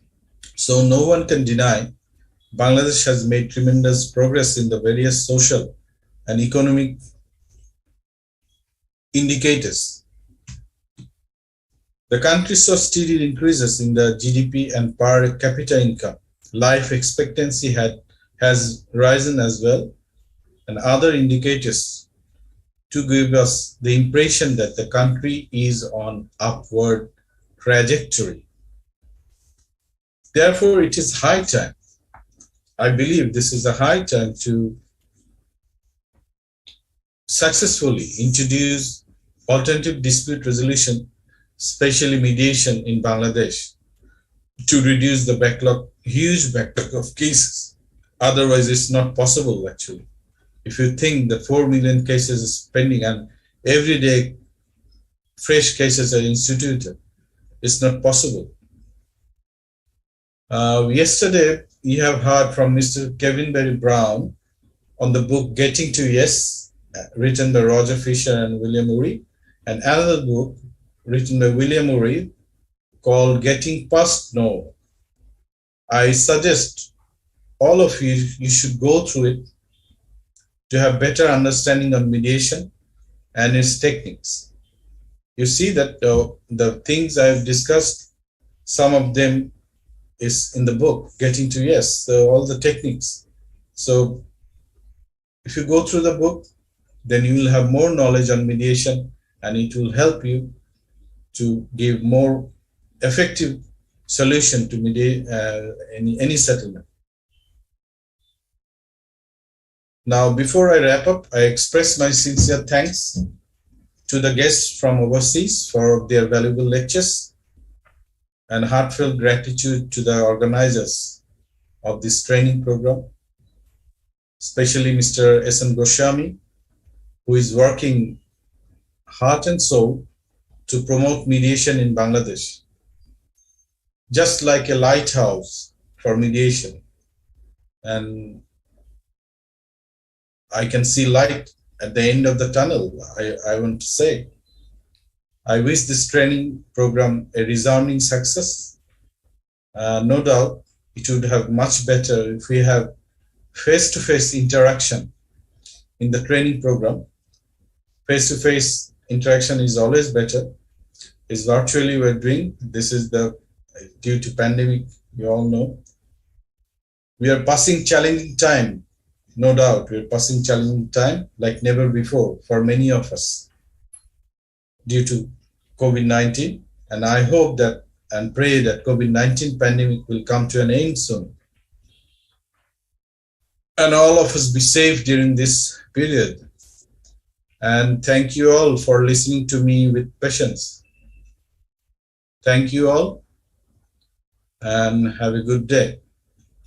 I thank our esteemed resource person, Honorable Justice Mr. Ahmed Sohail, for his well-crafted and methodical presentation. We have in fact have got a lot more from his discussion beyond the topic, which are helpful to our participants. So far, I think at this juncture, I humbly request our Honorable Chief Trainer to add something more. Yes, thank you, Mr. Kundu. I think the participants may recall what we learned yesterday and what we have just heard from Justice Ahmed Suhail. There is one, if you look at it carefully, you will find that there is one substantial difference with regard to the participation of lawyers in the mediation process. Yesterday, we heard categorically that the participation of the lawyer is only to the extent, or should be, only to the extent of preparing the parties for the mediation, advising the parties only during the course of the mediation, but not talking in the mediation itself, and assisting the drafting of the mediation agreement or mediated agreement. Now, what Justice Ahmed Suhail has said today is that the lawyer may participate throughout the mediation process, and he's not wrong. There is a divergence of views on this issue. And I've taken some time to do a little bit of research, and I may share my what I found with you. It is like this. Now, if I could share my screen, but first of all, let me say that the two views that I have found expressed firstly in the United States by the Association of, it is the, what is it called? The American Bar Association. They have, in their guidelines, followed what we said yesterday, and that is that throughout the mediation process, the parties are encouraged to take responsibility for the resolving their disputes. The lawyer's role is to assist the party in negotiating for himself or herself. Here is the crux of the matter. The lawyer's role is to assist the party in negotiating for himself, that is the party or herself, bearing in mind the non-adversarial nature of the mediation. So the lawyer may advise his party to go through the mediation in a non-adversarial way, but it is the party who does the active talking, does the active negotiating. They go on to say that the lawyer might also advise the party of when it would be wise to request a break in the mediation for the opportunity to consult the lawyer for additional information and advice. So the lawyer is taking the back seat, advising the client. And if necessary, if he wants to say something to the client, which will be to his benefit, then the lawyer will say, let us go for a break, and I want to talk to my client. Then they go on to say, because the success of the mediation process depends, among other things, upon each party making the informed decision in resolving the dispute. The lawyer's task at this stage is to enable the party to make an informed decision about the issues. So the American Bar Association's view is very simple, same as what we said yesterday, that the lawyer will take part, but he will be advising his client. He will help in drafting the agreement at the end of the day, if they come to an agreement, but he will not take active part before the mediator. Now, the Australian situation is different. And I found an article which I would like to share with you.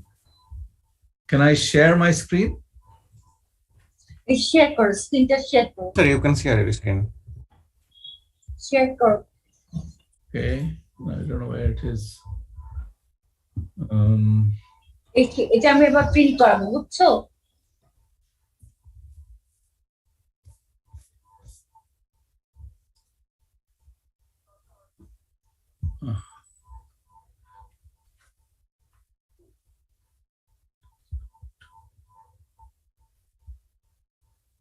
আমি জানি না, আমার এখানে I'm not very familiar with the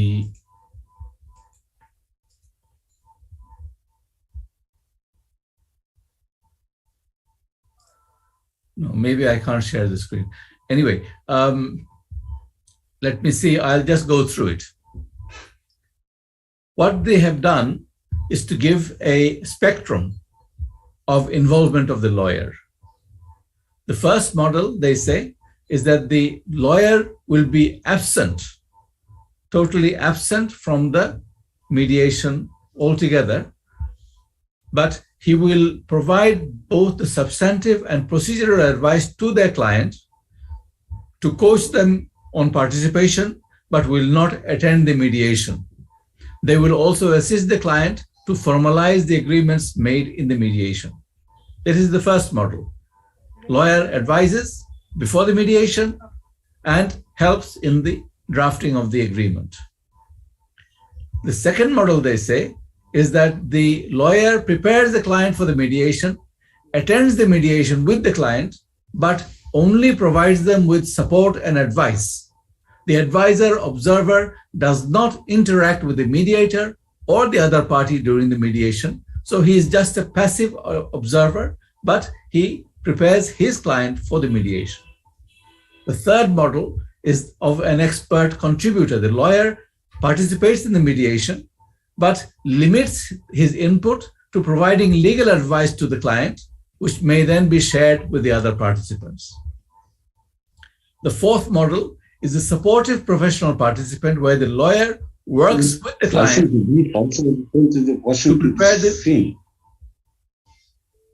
to prepare the mediation and support the client through the mediation process by working collaboratively towards the acceptable outcome. And the fifth model is the different one. Here, the lawyer is himself the spokesperson for his client. The client sits mum during the mediation process. It is the lawyer who will advise the mediation about his client's position, about the client's decision, etc. So the lawyer takes the role of the participant. Now, this is the form of the evaluative mediation that we have not covered. But what we are concerned about is facilitative mediation, where it is the parties who will decide their issues. They will discuss their issues. They will discuss their interests, and they will come to a solution by themselves. Now, having said all of that, what we have to keep in our mind, in our context in Bangladesh, is that I believe the lawyer's involvement is necessary. Because unless we involve the lawyers in the process of mediation, the lawyers are probably bound to tell the client not to go to mediation.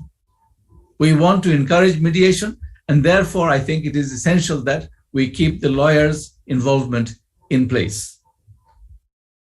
So we want inclusive mediation, but at the same time, we want the lawyer to be only a participant in the mediation so far as he is advising his client. And if he wants to advise his client more, then he will ask for a break, go to a separate room, talk to his client, come back, and the client will tell the mediator what they have decided, what he thinks is the position. But I think we should stay away from the lawyer being the spokesperson in the case, because that, I believe, personally, defeats the purpose of mediation, because the purpose of mediation, in my view, my personal view, is that the purpose of mediation is for the parties to decide their issues, for the parties to settle their issues, for the parties to come to an agreement. The lawyer may help each party, but otherwise the lawyer's involvement is not necessary. But having said that, I agree with Justice Ahmed Suhail that the lawyer's fees must be established. The mediator's fees must be established. And this should all be done at the pre-mediation hearing. I think what I have just said may raise some questions. If there are questions, I will most willingly answer. And also Justice Ahmed Suhail also may help in this regard.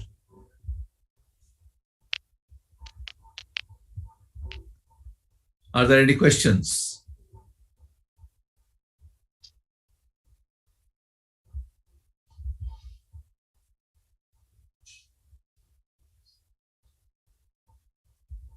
Has everybody heard me? Have I been talking to myself? Yes, sir, we can hear you. You can hear it. It's very helpful. Your suggestion is very helpful, sir. So I think the next speaker is waiting to deliver his speech. Yes, Mr. Kundu. Thank you, sir, for your valuable addition, making the purpose of mediation more clear. Now let us move on to our next topic of first session. Our current topic is analysis of facts. And this topic will be discussed by Mr. Tawfiq Mahmood Chaudhary, Deputy Inspector General of Police, Police Headquarters, Bangladesh Police. May I request him to make his presentation? Yes, I'm sorry, excuse me, I'm sorry to have taken time from your presentation. Sir, you want to say something, or I should start now, sir? Oh, please continue. I just apologize for having taken almost 10 minutes of your time. Sir, no problem, sir. Sir, it's my pleasure.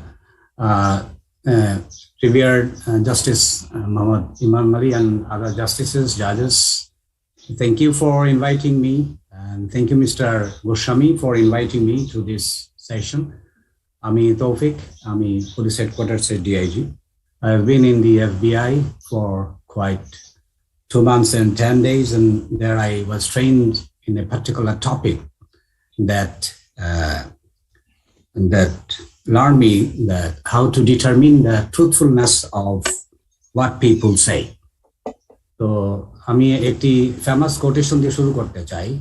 Benedict Spinoza was a Dutch philosopher who said, যে ব্যক্তি সত্যকে মিথ্যা থেকে পৃথক করতে চায়, তার সত্য কি আর মিথ্যা কি সে সম্পর্কে অবশ্যই পর্যাপ্ত ধারণা থাকতে হবে। আমরা যারা ইনভেস্টিগেশন করি, যারা লয়ার, আইনজীবী, যারা আমরা বিভিন্ন বিচার কার্যে থাকি, we need to know which words of the people are indicators of lie and which words of the people are indicators of the truth. তো এই জিনিসটা আমরা এটা জেনে ফেললে we can easily determine how far people are truthful to us. আমি ছোট একটি ধাঁধা দিয়ে শুরু করতে চাই। ফর এক্সাম্পল, আমরা এরকম অনেক সময় অনেক ধাঁধা ফেস করি। 5টি ব্যাঙ একটি কাঠের টেবিলের উপর বসেছিল, একটি লাফ দেওয়ার সিদ্ধান্ত নিল, কয়টি থাকলো? দি ইজিয়েস্ট অ্যান্সার ইজ যে সবকটি থাকলো, কারণ এগুলো সিদ্ধান্ত নিয়েছে বাট এক্সিকিউট করেনি। এই সিম্পল এই ধাঁধার অ্যান্সারটি দেওয়ার জন্য আমরা যে কাজটি করেছি মনের অজান্তেই, সেটা হচ্ছে আমরা সিদ্ধান্ত শব্দটি অ্যানালাইসিস করেছি। এই সিদ্ধান্ত শব্দটির অ্যানালাইসিস আমাদেরকে এই ধাঁধার উত্তরটি দিতে সাহায্য করেছে।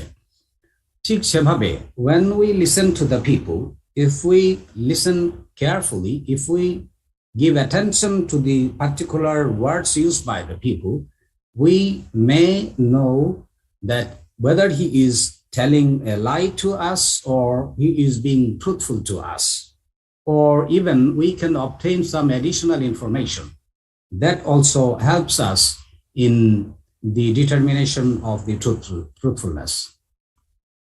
আমি আমাদের হযরত সুলাইমান আলাইহিস সালামের সময়কার একটি ঘটনা দিয়ে বিষয়টি আরেকটু পরিষ্কার করতে চাই। আমরা অনেকেই জেনেছি আগেই যে আমাদের হযরত সুলাইমান আলাইহিস সালাম ছিলেন এই পৃথিবীর যে কয়েকজন ওয়াইজেস্ট ম্যান ছিলেন তাদের মধ্যে একজন। তো প্রফেট সুলাইমান আলাইহিস সালামের সময় এক বাড়িতে 2 মহিলা ছিলেন। 2 মহিলারই 6 মাসের 2 পুত্র সন্তান ছিল। তো রাতের অন্ধকারে এক মহিলা বুঝতে পারে নাই, সেই মহিলাটি তার এই কাপড়ের প্যাচটেজ খেয়ে তার বাচ্চাটি মারা যায়। তো সেই মাটি রাতের অন্ধকারে অপর মায়ের কাছে যে বাচ্চাটি ছিল ওইটার সাথে তার মৃত বাচ্চাটিকে চেঞ্জ করে নেয়। সকালবেলা উঠে অপর মাটি যখন দেখে যে this is a dead baby, this is not my baby, then she claimed back her own baby. তো এইটার জন্য যখন হয় তাদের পাড়া প্রতিবেশী অন্য কেউ যখন নিষ্পত্তি করতে পারে নাই, তখন বিষয়টি হযরত সুলাইমান আলাইহিস সালামের দরবারে নিয়ে যাওয়া হয়। Prophet Sulaiman alayhi salam, because he was the wisest man ever lived in the world, he was listening to the both of the ladies when they stood in front of him. তো তিনি খুব মনোযোগ দিয়ে খেয়াল করলেন, এক মা বলতেছে জীবিত বাচ্চাটি আমার আর মৃত বাচ্চাটি তোমার। সঙ্গে সঙ্গে ওই পাশ থেকে রিয়াক্ট করে অপর মাটি বলল, না না, মৃত বাচ্চাটি তোমার আর জীবিত বাচ্চাটি আমার। হযরত সুলাইমান আলাইহিস সালাম দেখলেন যে আপাত দৃষ্টিতে দুই মহিলা একই কথা বলছে বলে মনে হলেও গভীর বিশ্লেষণে দেখা যায় যে দুই মহিলা একই কথা বলছে না। এক মহিলা জীবিত বাচ্চাটির কথা শুরুতে বলছে, আরেক মহিলা পরে। এক মহিলা মৃত বাচ্চাটির কথা শুরুতে বলছে, আরেক মহিলা পরে। তিনি যেহেতু খুবই বুদ্ধিমান ছিলেন, প্রফেট সুলাইমান আলাইহিস সালাম চিন্তা করলেন এটি কেন ঘটলো। খুব সম্ভবত যে মহিলাটি জীবিত বাচ্চাটার কথা আগে বলছে, সে বলতে চায় সামনে তার বাচ্চাটি জীবিত, সে মনের অজান্তেই এই বাচ্চাটির কথা আগে বলেছে, সে এটাকে ফেরত পেতে চায়। আর যে মহিলার বাচ্চাটি মারা গেছে তার মনটা খারাপ, তার মনটা পড়ে আছে তার মৃত বাচ্চার কাছে। সে যদিও জীবিত বাচ্চাটিকে দাবি করছে, বাট ওইটাকে ঠেলে ঠুলে সে পিছনে পাঠিয়ে দিয়েছে। এই অ্যানালাইসিসটুকু প্রাইমারিলি প্রফেট সুলাইমান আলাইহিস সালামকে সাহায্য করে যে উপরের মা, প্রথম মাটাই হচ্ছে সত্যবাদী মা। বিষয়টি নিশ্চিত হওয়ার জন্য তিনি জল্লাদকে বললেন, যেহেতু এই বাচ্চাটিকে দুই মহিলাই চাচ্ছে, একটা কাজ করো, তুমি এটাকে কাটো, কেটে দুই ভাগ করে দুই মহিলাকে দিয়ে দাও। তখন পাশ থেকে এক মহিলা চিৎকার করে বললেন, হুজুর এটা তো আমার বাচ্চা না, এটা ওই মহিলার বাচ্চা, ওকে দিয়ে দেন। তো মজার বিষয় হলো এই প্রথম মাটি যে কিনা জীবিত বাচ্চার কথা শুরুতে বলেছিল, সেই কিন্তু ওই কথাটি বলে, যার কারণে এই প্রফেট সুলাইমান আলাইহিস সালাম সহ যে ওনার যে সভাসদ যারা ছিলেন সবাই টের পেয়েছে যে this is the truthful mother. এভাবেই তিনি এই জবানবন্দি শোনার মাধ্যমে, লোকে যা বলে সেটি শোনার মাধ্যমেই এই ঘটনাটির তিনি নিষ্পত্তি করতে পেরেছিলেন। তো আমরা এই জিনিসটা আমাদের বাস্তবে আমরা প্রয়োগ করতে পারি। এটার একটা টেকনিক আছে, সেটার নাম হচ্ছে স্টেটমেন্ট অ্যানালাইসিস টেকনিক। এটা যারা বের করেছে FBI এবং জার্মানির একজন লেখক, যারা গবেষক, তদন্ত গবেষক, যারা গবেষণা করে দেখছেন যে যারা সত্য কথা বলে তাদের শব্দচয়ন ও কথা বলার ভঙ্গি প্রায় এক, আবার যারা মিথ্যা বলে তাদেরও শব্দচয়ন ও কথা বলার ভঙ্গি প্রায় এক। তো এই যে মানুষের উচ্চারিত শব্দ বিশ্লেষণ করে সত্য মিথ্যা নিরূপণ করার যে কৌশল, এই কৌশলটাকেই বলা হয় স্টেটমেন্ট অ্যানালাইসিস টেকনিক।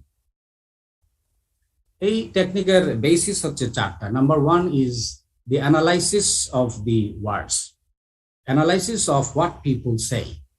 একটু আগে যেরকম ধাঁধায় এই শব্দের সংজ্ঞা বিশ্লেষণ করেছি আমরা, সিদ্ধান্ত, এটা ওইটার মধ্যে পড়ে। তারপরে তদন্ত গবেষকরা গবেষণা করে যে সকল তথ্য পেয়েছেন, অবজারভেশন পেয়েছেন, ওগুলো আমার এই টেকনিকের সেকেন্ড বেসিস। থার্ড বেসিস হচ্ছে rules of grammar like pronounce, adverbs, adjectives, tense, এগুলো আমাদেরকে এই লোকের উচ্চারিত শব্দ সত্য নাকি মিথ্যা সেটি নির্ধারণে সাহায্য করে। And most of all, we have to remember a formula that says the people's choice of word betray with him or her. এই ক্ষেত্রে আমরা দুইটা পক্ষ, আমরা শ্রোতা, প্রশ্নকারী বা জিজ্ঞাসাবাদকারী, আর যে কিনা অ্যান্সার দিচ্ছে, he could be an accused, he could B A victim or witness or complainant. আমরা একটি কমন টার্ম ইউজ করব এই চার ধরনের লোক সম্পর্কে, সেটা হচ্ছে সাবজেক্ট, মানে যার উপরে আমি এই টেকনিকটা অ্যাপ্লাই করছি, he is my subject. So আমার যে টেকনিক, এই টেকনিকের this is the big picture. ওখানে আমাদেরকে যেটি করতে হবে, প্রথমে we have to obtain an open statement or we have to give an active listening to what people say. Then we will analyze the statement, and then we will determine whether he or she is being truthful to us or not. তো আমি শুরু করি আমাদের how can we obtain an open statement from a person. তো আমরা যদি সাবজেক্টকে কোনো প্রশ্ন করার আগেই তার কাছ থেকে আমরা যে জবানবন্দি অর্জন করি, সেটাই হচ্ছে ওপেন স্টেটমেন্ট। যেমন আমরা যদি কাউকে বলি, ঘটনা সম্পর্কে আপনি যা জানেন আমাকে বলুন, বা কি হয়েছে আমাকে বলুন, this is an open statement, because আমি তাকে বলি নাই ঘটনা সম্পর্কে আপনি যা জানেন তা আমাকে 5 মিনিটের মধ্যে বলেন, অথবা তাকে আমি বলি নাই ঘটনা সম্পর্কে আপনি যা জানেন তা আমাকে 5টি বাক্যের মধ্যে বলুন, because I have not put limit to the sentences or the time, so it becomes an open statement. So we have to keep the statement open. তো আমরা যারা মৌখিকভাবে লোকের জবানবন্দি শুনবো, তারা we have to listen them at a stretch without any interruption. নিরবিচ্ছিন্নভাবে তাকে ঘটনা বলতে দিব, মাঝখানে কোনো কোয়েশ্চেন করবো না। We have two be very attentive listener. We have to give them adequate time, and we should not edit anything what he or she says to us. এটাকে অনেকটা আমরা চোঙা বা ফানেলের সঙ্গে আমরা তুলনা করতে পারি। ফানেলের শেপটা লক্ষ্য করলে দেখা যায় সেটির উপরিভাগ বড়, ক্রমান্বয়ে সেটি নিচের দিকে ছোট হয়ে এসেছে। ঠিক একইভাবে আমরা যদি বলি কি হয়েছিল আমাকে বলো, তখন সে বলতে থাকলো, আমরা অ্যাক্টিভ লিসেনিং দিলাম, then we will go for asking those 6 basic questions. So আমরা যদি if we obtain an open statement, then analyze that, then we may obtain 4 different categories of information. Number 1 is we can obtain some truthful information, some false information or deceitful information. We can obtain some additional information. At the same time, we can unearth some concerned information within the statement of the subject. আমি যে জায়গায় প্রশিক্ষণে অংশগ্রহণ করেছি, we police officers use this technique. যদিও এটি আইনে cover করে না, but as a tool of investigation, if we ask someone, please write down what happened, and if he or she writes, if we read, then we can obtain some information based on what I am saying now. তো প্রথমে আমি আমার যে analysis করব স্টেটমেন্টটা, সেটির প্রথমেই আসে হচ্ছে ব্যালেন্স অফ স্টেটমেন্ট। যে কোনো জবানবন্দি বা বিবৃতিকে আমরা 3টি ভাগে ভাগ করতে পারি। সেই 3টি ভাগ হচ্ছে মূল ঘটনার আগের সময়, মূল ঘটনাকালীন সময় এবং তারপর মূল ঘটনার পরবর্তী সময়। আমরা যখন সত্য মিথ্যা বের করতে যাব, তখন আমরা এটাকে 3টা ভাগে ভাগ করার পরে তারপরে আমরা বুঝতে পারবো যে whether this statement is truthful or not. For example, আমি একটি statement দিয়ে শুরু করতে চাই. This is an open statement from a person who says that he is a victim of a robbery. Ever, if Ms. Shanta, if you are available, can you please assist me reading this slide, please? Yes, sir. Thank you. Yes, sir. আমার নাম আব্দুর রৌফ। আমি একজন ব্যবসায়ী। আমার বয়স 45 বছর। আমি শান্তিনগর এলাকায় থাকি। আমাকে ব্যবসার কাজে প্রায় বিভিন্ন জেলায় যেতে হয়। গত 3/3/2022 তারিখ আমাকে চট্টগ্রাম যেতে হয়। শান্তিনগরের বাসা থেকে ওই দিন ভোর অনুমান 5:30 ঘটিকায় বের হই। শান্তিনগর চৌরাস্তার মোড়ে এসে সায়দাবাদ বাস টার্মিনালে যাওয়ার জন্য একটি রিক্সা নেই। অনুমান 5:40 ঘটিকায় আরামবাগ মোড়ে পৌঁছালে হঠাৎ দেখি 3 জন যুবক আমার রিক্সার দিকে দৌড়ে আসছে। তারা রিক্সার কাছে এসে ধমক দিয়ে রিক্সা ড্রাইভারকে জোর করে থামালো। বুঝতে পারলাম বিপদে পড়ে গেছি। এর মধ্যেই টের পাই আমার পেটের ডান দিকে ধারালো কিছু স্পর্শ। আমাকে ওই 3 ছিনতাইকারীর একজন বলল, একদম চুপ, চিৎকার করলে মারা পড়বি, যা কিছু আছে সব বাইর কর। আমি তখন চট্টগ্রাম যাবার চিন্তা বাদ দিয়ে বেঁচে থাকার কথা চিন্তা করলাম। মনে মনে আল্লাহ খোদা ডাকা শুরু করলাম। তাদেরকে মানিব্যাগটি বের করে দিলাম। তাদের একজন বলল, তোর মোবাইল কই? আমি তখন আমার মোবাইলটিও বের করে দিলাম। তারা মানিব্যাগ ও মোবাইল নিয়ে গলির ভিতর দিয়ে দৌড়ে চলে গেল। আমি রিক্সা ড্রাইভারকে বললাম, রিক্সা ঘুরাও, বাসায় যে তোমার ভাড়া দেব। বাসায় গিয়ে আমার স্ত্রীর নিকট থেকে টাকা নিয়ে রিক্সা ভাড়া পরিশোধ করলাম। আমি ছিনতাইয়ের ঘটনাটি আমার স্ত্রীকে বললাম, সে ভয়ে কেঁদে দিল। Thank you, Ms. Shanta. So this is an open statement from a person who claims that he is being a victim of robbery. তো এই ক্ষেত্রে যে কোনো কেউ যখন কোনো ঘটনার বর্ণনা দেয়, তখন মূল ঘটনা বলার আগে সে কিছু ইন্ট্রোডাক্টরি কথাবার্তা বলে, কোত্থেকে রওনা হয়, কিভাবে রওনা হয়, সেগুলোর একটি ডেসক্রিপশন থাকে। তারপরে সে মূল ঘটনার বর্ণনা দেয়। মূল ঘটনাটা বা এই যে ক্রাইমের ঘটনাটা ঘটে যাওয়ার পরে সে কি করে, কোথায় ফোন দেয়, কোথায় যায়, সেই বিষয়ে উল্লেখ করে সে। তো আমি এই স্টেটমেন্টটাকে 3টি ভাগে ভাগ করতে পারি: মূল ঘটনার পূর্বকালীন সময়, মূল ঘটনাকালীন সময়, মূল ঘটনার পরবর্তী সময়। তো আমি কিভাবে ভাগ করব? আমরা যদি বুঝতে পারি যে এই লোকটা যখন তার 5ম লাইনের দিকে বলতেছে, অনুমান 5:40 ঘটিকার দিকে আরামবাগের ওখানে পৌঁছালে হঠাৎ দেখে সে 3 জন যুবক আমার দিকে দৌড়ে আসছে, তখন আমরা বুঝতে পারি লোকটা আমাদেরকে বলতে চায় যে সে একটি খারাপ ঘটনায় পড়তে চাচ্ছে। আবার নিচের দিকে এসে যখন আমরা দেখলাম যে তারা মোবাইলও মানি ব্যাগ এবং মোবাইল নিয়ে গলির ভিতর দিয়ে দৌড়ে চলে গেল, তারপরের অংশটুকু যা বলছে ওটা মূল ঘটনার অর্থাৎ ছিনতাইয়ের ঘটনার সঙ্গে সম্পর্কিত নয়, তাহলে দৌড়ে চলে গেল এই পর্যন্তই দাঁড়ায় হচ্ছে মূল ঘটনার বর্ণনা। আমি আপনাদের সুবিধার্থে এই ঘটনাটাকেই এই 3টি ভাগে ভাগ করে দিলাম। তাতে দেখা যাচ্ছে অনুমান 5:40 ঘটিকা এই জায়গা থেকে মূল ঘটনার বর্ণনা শুরু এবং গলির ভেতর দিয়ে দৌড়ে চলে গেল, এখানেই শেষ। তাহলে এই 3টি ভাগ এবং পরে যা বলছে সে কিন্তু মূল ঘটনার পরবর্তী সময়ের অংশে বর্ণনা দিচ্ছে। তো তদন্ত গবেষকরা গবেষণা করে দেখছেন যে যদি লোকে সত্য কথা বলে, ঘটনার সত্য বর্ণনা দেয়, তাহলে মূল ঘটনাকালীন সময়ের অংশ বর্ণনা থাকবে বেশি, about 50% of the whole story. আর পূর্বকালীন এবং পরবর্তী অংশের বর্ণনা বাকি দুটার সাথে যোগ করলে, এই দুটো যোগ করলে মাঝখানে একটা সমান হবে। যদি এরকম একটি পার্সেন্টেজ পাওয়া যায়, লাইক মূল ঘটনাকালীন অংশের বর্ণনা হচ্ছে 50%, আর অপর দুইটির যোগফলটা যদি 50% হয়, তাহলে 50-50 হলো, মানে ব্যালেন্সড হলো। যদি এরকম একটি পার্সেন্টেজ পাওয়া যায় তাহলে ওইটাকে বলে ব্যালেন্সড স্টেটমেন্ট, ওইটা that is an indicator of truthfulness. Any kind of deviation from this percentage is an indicator of being not truthful to us. সেই ক্ষেত্রে বেশিরভাগ ক্ষেত্রে দেখা যায় যে লোকে একটা বিশ্বাসযোগ্য স্টোরি বলার জন্য একটি লম্বা ইন্ট্রোডাকশন টানে অথবা একটি লম্বা কনক্লুশন টানে। মূল ঘটনা যেহেতু ঘটে নাই, তার ব্রেইনের মধ্যে সেট করা নাই, সেজন্য সে মূল ঘটনাকালীন অংশের বর্ণনা লম্বা করতে পারে না। So this is one of the indicators that helps us to see whether people are being truthful to us or not. Secondly আমরা দেখব যে লোকের জবানবন্দিতে, লোকে যখন কথা বলে তখন তার জবানবন্দিতে পঞ্চ ইন্দ্রিয়ের মাধ্যমে ঘটনার বর্ণনা আছে কি না। We know that this are the 5 unique sensory details. লোকে যখন কোনো খারাপ ঘটনার শিকার হয়, বিশেষ করে কোনো অপরাধের শিকার হয়, তখন এই 5টা ইন্দ্রিয়ের মাধ্যমেই তার ব্রেইনে এই ঘটনাটি প্রথিত হয়ে যায়। দেখা যায় যে একটি, ফর এক্সাম্পল, একটি মেয়ে is a victim of a rape. She went to the police station complaining. She went to the police station with her father.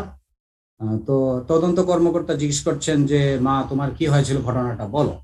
দেখা যাবে যে মেয়েটি যদি সত্য এই ঘটনার, এই রেপের ঘটনার শিকার হয়, তো সে বলবে যে ওই লোকটার বয়স ছিল অনুমান 30-32 বছর, গায়ের রং কালো, মাথায় চুল ছিল না, হলুদ রঙের গেঞ্জি ছিল, নীল রঙের লুঙ্গি ছিল। এই কথাগুলো সে বলতে পারছে কারণ সে ওই সময় দেখছে, সে যে ইন্দ্রিয়টা কাজ করছে এখন সেটি হচ্ছে তার চোখ।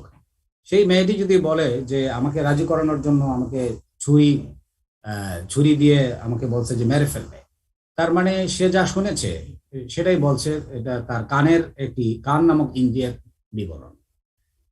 সেই মেয়েটি যদি বলে যে ওই লোকটার মুখ থেকে বাজে দুর্গন্ধ বের হচ্ছিল, মদের গন্ধ বের হচ্ছিল, তাহলে আমরা বুঝতে পারি ওই সময় তার নাকটাও ইউজড হয়েছে, সেই জন্য সে এখন এই কথাগুলো বলছে। মেয়েটি যদি বলে যে আমাকে এই রেপ করার জন্য আমার মুখের মধ্যে 20 ধরনের একটা কি জানি ঢেলে দিল, মনে হচ্ছিল যে মরে যাচ্ছি, তার মানে তার জিহ্বা ইউজ করল। তারপরে বলল যে আমাকে রাজি করার জন্য আমার পেটের মধ্যে ছুরি দিয়ে এত চাপ দিল, মনে হলো যে কেটে যাচ্ছে, তার মানে তার স্কিনটা ইউজ করছে। তো গবেষণায় দেখা গিয়েছে যে লোকে যখন কোনো ঘটনার শিকার হয় তখন তার লেফট ব্রেইনটা ইউজ করে। যখন লোকে মিথ্যা বলে, কল্পনা থেকে সাজায়, তখন সে তার রাইট ব্রেইনটা ইউজ করে। Left brain is logical, left brain focus on facts, realism predominates. Here it is planned and orderly, math and science minded, and it prefers non-fiction. On the contrary, right brain emotional, আমি সবগুলো পড়তে পারতেছি না, it prefers fiction and enjoys creative storytelling. তার মানে দেখা যায় যে আমরা যখন লোকের বক্তব্য শুনবো তখন দেখবো যে সে তার এই পঞ্চ ইন্দ্রিয়ের মাধ্যমে ঘটনার সম্পূর্ণ বিবরণ দিচ্ছে কিনা। তবে সকল ঘটনায় যে 5টা ইন্দ্রিয় ব্যবহৃত হবে এরকম না। যেমন ডাকাতির ঘটনায় নাকের বা এই জিহ্বার এই ছোঁয়াটা আসবে না, সেই ক্ষেত্রে তার চোখের, কানের বা ইভেন তার স্কিনের ইন্দ্রিয়ের বর্ণনা আসতে পারে। Miss Shanta, can you read this slide for me please? Yes, sir.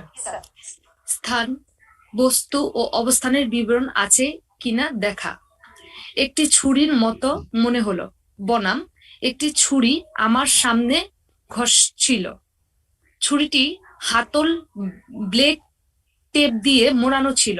ছুরিটি দিয়ে যখন আমার পিঠে ঠেক দিল তখন মনে হলো ছুরিটি ভোঁতা। স্থান ও বস্তু ও অবস্থানের বিস্তারিত বিবরণ থাকা সত্যবাদিতার নির্দেশক। Thank you. তো স্টেটমেন্ট অ্যানালাইসিস টেকনিকে স্থান, বস্তু এবং অবস্থানেরও বর্ণনা আছে। নর্মালি দেখা যায় যখন লোকে তার মেমোরি পার্ট ইউজ করে, লেফট ব্রেইন ইউজ করে, তখন সে তার যে জায়গায় ঘটনা ঘটে সেই জায়গার আশেপাশে যদি কোনো বস্তু থাকে সেই বস্তুগুলোর একটি ডিটেইল বর্ণনা দেয়। অন দি কন্ট্রারি, যে কিনা মিথ্যা বলে সে এই বিস্তারিত বর্ণনা দিতে পারে না স্থান, বস্তু বা অবস্থানের। যে কিনা মিথ্যা বলবে সে এক লাইনের মধ্যে শেষ করবে যে একটি ছুরির মতো মনে হলো। আর যে কিনা সত্যই দেখছে, ঘটনাস্থলে ছিল, সে তার লেফট ব্রেইন ইউজ করতেছে, সে ইভেন ওই ছুরিটা যে ব্ল্যাক টেপ দিয়ে মোড়ানো ছিল সেই অংশটুকু পর্যন্ত সে বলতে পারবে, কাভার করতে পারবে। সুতরাং আমরা একটি স্টেটমেন্ট শোনার সময় সেই স্টেটমেন্টের স্থান, বস্তু বা অবস্থানের বর্ণনা আছে কিনা সেটি আমরা দেখে নিব। Another indicator of determining the truthfulness of the statement is the emotion. Emotion দু ধরনের আছে। পজিটিভ ইমোশন হচ্ছে আনন্দ, খুশি, সেগুলা। Negative emotions are the fear, the কাপা, চিৎকার করা, কান্না, these are the negative emotions. দেখা যায় যে যখন লোকে কোনো ঘটনা ঘটে তখন তো নিশ্চয়ই সে ভয় পায়। সেই ভয় পাওয়ার রিফ্লেকশনটা সে চলে আসে সে যখন ইনভেস্টিগেটর বা ইভেন কোর্টে দাঁড়িয়ে কথা বলে। So we have to look emotion within the statement of our people, of the people whom we are listening. I remember when I was a SP Rajshahi in 2012. তো এক ভদ্র মহিলা, তিনি ওনার কাঁধের পেছনে 2-1 ফোঁটা অ্যাসিড নিক্ষেপের ছিল। তো she is a victim of acid throwing. So I was listening to her story. তো আমার যতদূর মনে পড়ে, this was her story. Miss Shanta, can you please read, because I cannot read whole story. Yes, sir. আমার নাম সালেহার জবানবন্দি। আমার নাম সালেহা খাতুন। গত রোববার রাতে আমার ঘরে শুয়েছিলাম। আমার স্বামী তার চাচাতো ভাইয়ের ঘরে ছিলেন। তার ফিরতে দেরি হতে দেখে আমি রাত 11টার দিকে ওই ঘরের দিকে রওনা হই। ঘর হতে বের হওয়া মাত্র 2 জন লোক আমার দিকে হেঁটে আসে এবং আমাকে কি যেন ছুঁড়ে মারে। আমার কাঁধে ও পিঠে লাগে। ওই 2 জন দুলাল ও সবির বলে আমি চিনতে পারি। চিৎকারে আমার স্বামী ও ভাসুর বের হয়ে আসেন। Thank you. যখন আমি সালেহার স্টোরিটা শুনি তখন দেখলাম there is lacking of something. So এই যখন কোনো লোকের গায়ে অ্যাসিডের মতো একটা দাহ্য পদার্থ পড়ে তখন নিশ্চয়ই সে খুব ব্যথা পায়, জ্বললে সে চিৎকার করবে। চিৎকার করলে আশেপাশের লোক দৌড়ে আসবে, তাকে হাসপাতালে নিয়ে যাবে বা ইভেন কিছু প্রাইমারি ট্রিটমেন্টও দিতে পারবে, দেওয়ার কথা। বাট ওইগুলো হচ্ছে সব মিসিং। তো পরবর্তীতে অবশ্য ওইটা আবিষ্কার হয়েছে, বাট সেটিতে না বলে আমি যেটা বলতে চাই, অন দি কন্ট্রাস্ট, যে ইমোশন যুক্ত স্টেটমেন্টটা হতে পারে এরকম, যখনই তার গায়ে অ্যাসিড পড়লো তখন সে বলবে যে আমার মুখ ও গাল পুড়তে থাকে, আমি প্রচন্ড যন্ত্রণায় চিৎকার করতে থাকি, চিৎকার করে আমি আমার স্বামী ও আশেপাশের লোকজনকে আমাকে বাঁচানোর জন্য ডাকতে থাকি, তারা আমার মুখে পানি ঢালতে থাকেন, তারা আমাকে হাসপাতালে নিয়ে যান। So this are the words that indicate emotion. এইগুলোর আমি ওই স্টেটমেন্টে there were lackings within this statement. So লোকে অনেক সময় ভান করে, অনেক কিছু করে, that's different chapter. Normally when people really is a victim of a crime, when she or he tells this story in front of the court, they will become to some extent emotional. Another thing is convincing or conveying. Convincing means to convince someone, and conveying means to pass some information to someone. তো দেখা গেছে যে যখন লোকে মিথ্যা বলে তখন investigator বা জাজেসদেরকে কনভিন্স করার চেষ্টা করে, সে কোনো মেসেজ কনভে করে না। ফর এক্সাম্পল, আপনি একজনকে জিজ্ঞেস করলেন গত রাতে তুমি কি করেছ, দি কনভেইং অ্যান্সার ইজ গত রাতে আমি একটি পার্টিতে গিয়েছিলাম। গত রাতে তুমি কি করেছো, এটার অ্যান্সারে কেউ যদি বলে আসলে, বলে একটু থামে, একটু চিন্তা করে, তারপরে যদি গত রাতে আমি একটি পার্টিতে গিয়েছিলাম এইটুক বলে, তাহলে আমাদেরকে বুঝতে হবে যে সে আমাদেরকে কনভিন্স করার চেষ্টা করেছে with the use of an additional word আসলে। এই আসলে বলার পরে সে একটু চিন্তা করেছে, একটু থেমেছে, তারপরের অংশটুকু সে বলেছে, তার মানে পরের অংশটুকু মিথ্যা, ওইটুকু সে বানিয়ে বানিয়ে বলেছে। So normally the convincing people are deceptive people and the conveying people are truthful people. আরেকটা ইন্ডিকেটর হচ্ছে ইকুইভোকেশনস, বাংলায় বলে দ্ব্যর্থবোধক শব্দ। যে সকল শব্দের কোনো স্পেসিফিক মিনিং নেই বা যে সকল শব্দ একাধিক অর্থ বহন করে, সেই সকল শব্দকে বলা হয় ইকুইভোকেশনস। হয়তো বা, সম্ভবত, আমি অনুমান করছি, আমি চিন্তা করছি, আমার মনে হয়, এটা এক ধরনের কিছুটা, এই সকল শব্দ হচ্ছে ইকুইভোকেশনস।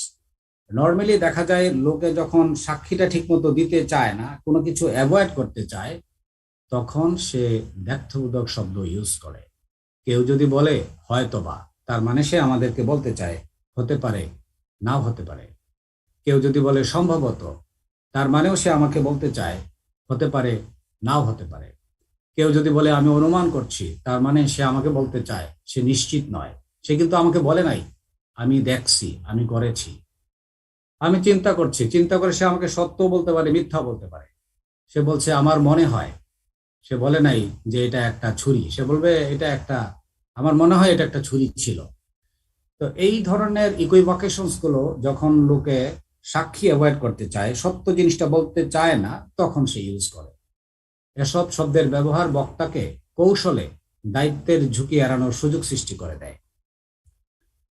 Another kind of word is negations. Negations simply means না সূচক শব্দ বা অস্বীকৃতি সূচক শব্দ। যে সকল অ্যান্সার, যে সকল কোয়েশ্চেনের এগেনস্টে লোকে বলতে চায় আমি এটা করি নাই, সে মনের অজান্তেই একটি শব্দ ইউজ করে, সেটি হচ্ছে না। না আমি করি না, আমি জানি না, আমি এটা করতে পারি না। These are called negations. লোকে আমাদের কোয়েশ্চেনের অ্যান্সারে না সূচক শব্দ উচ্চারণ করতেই পারে।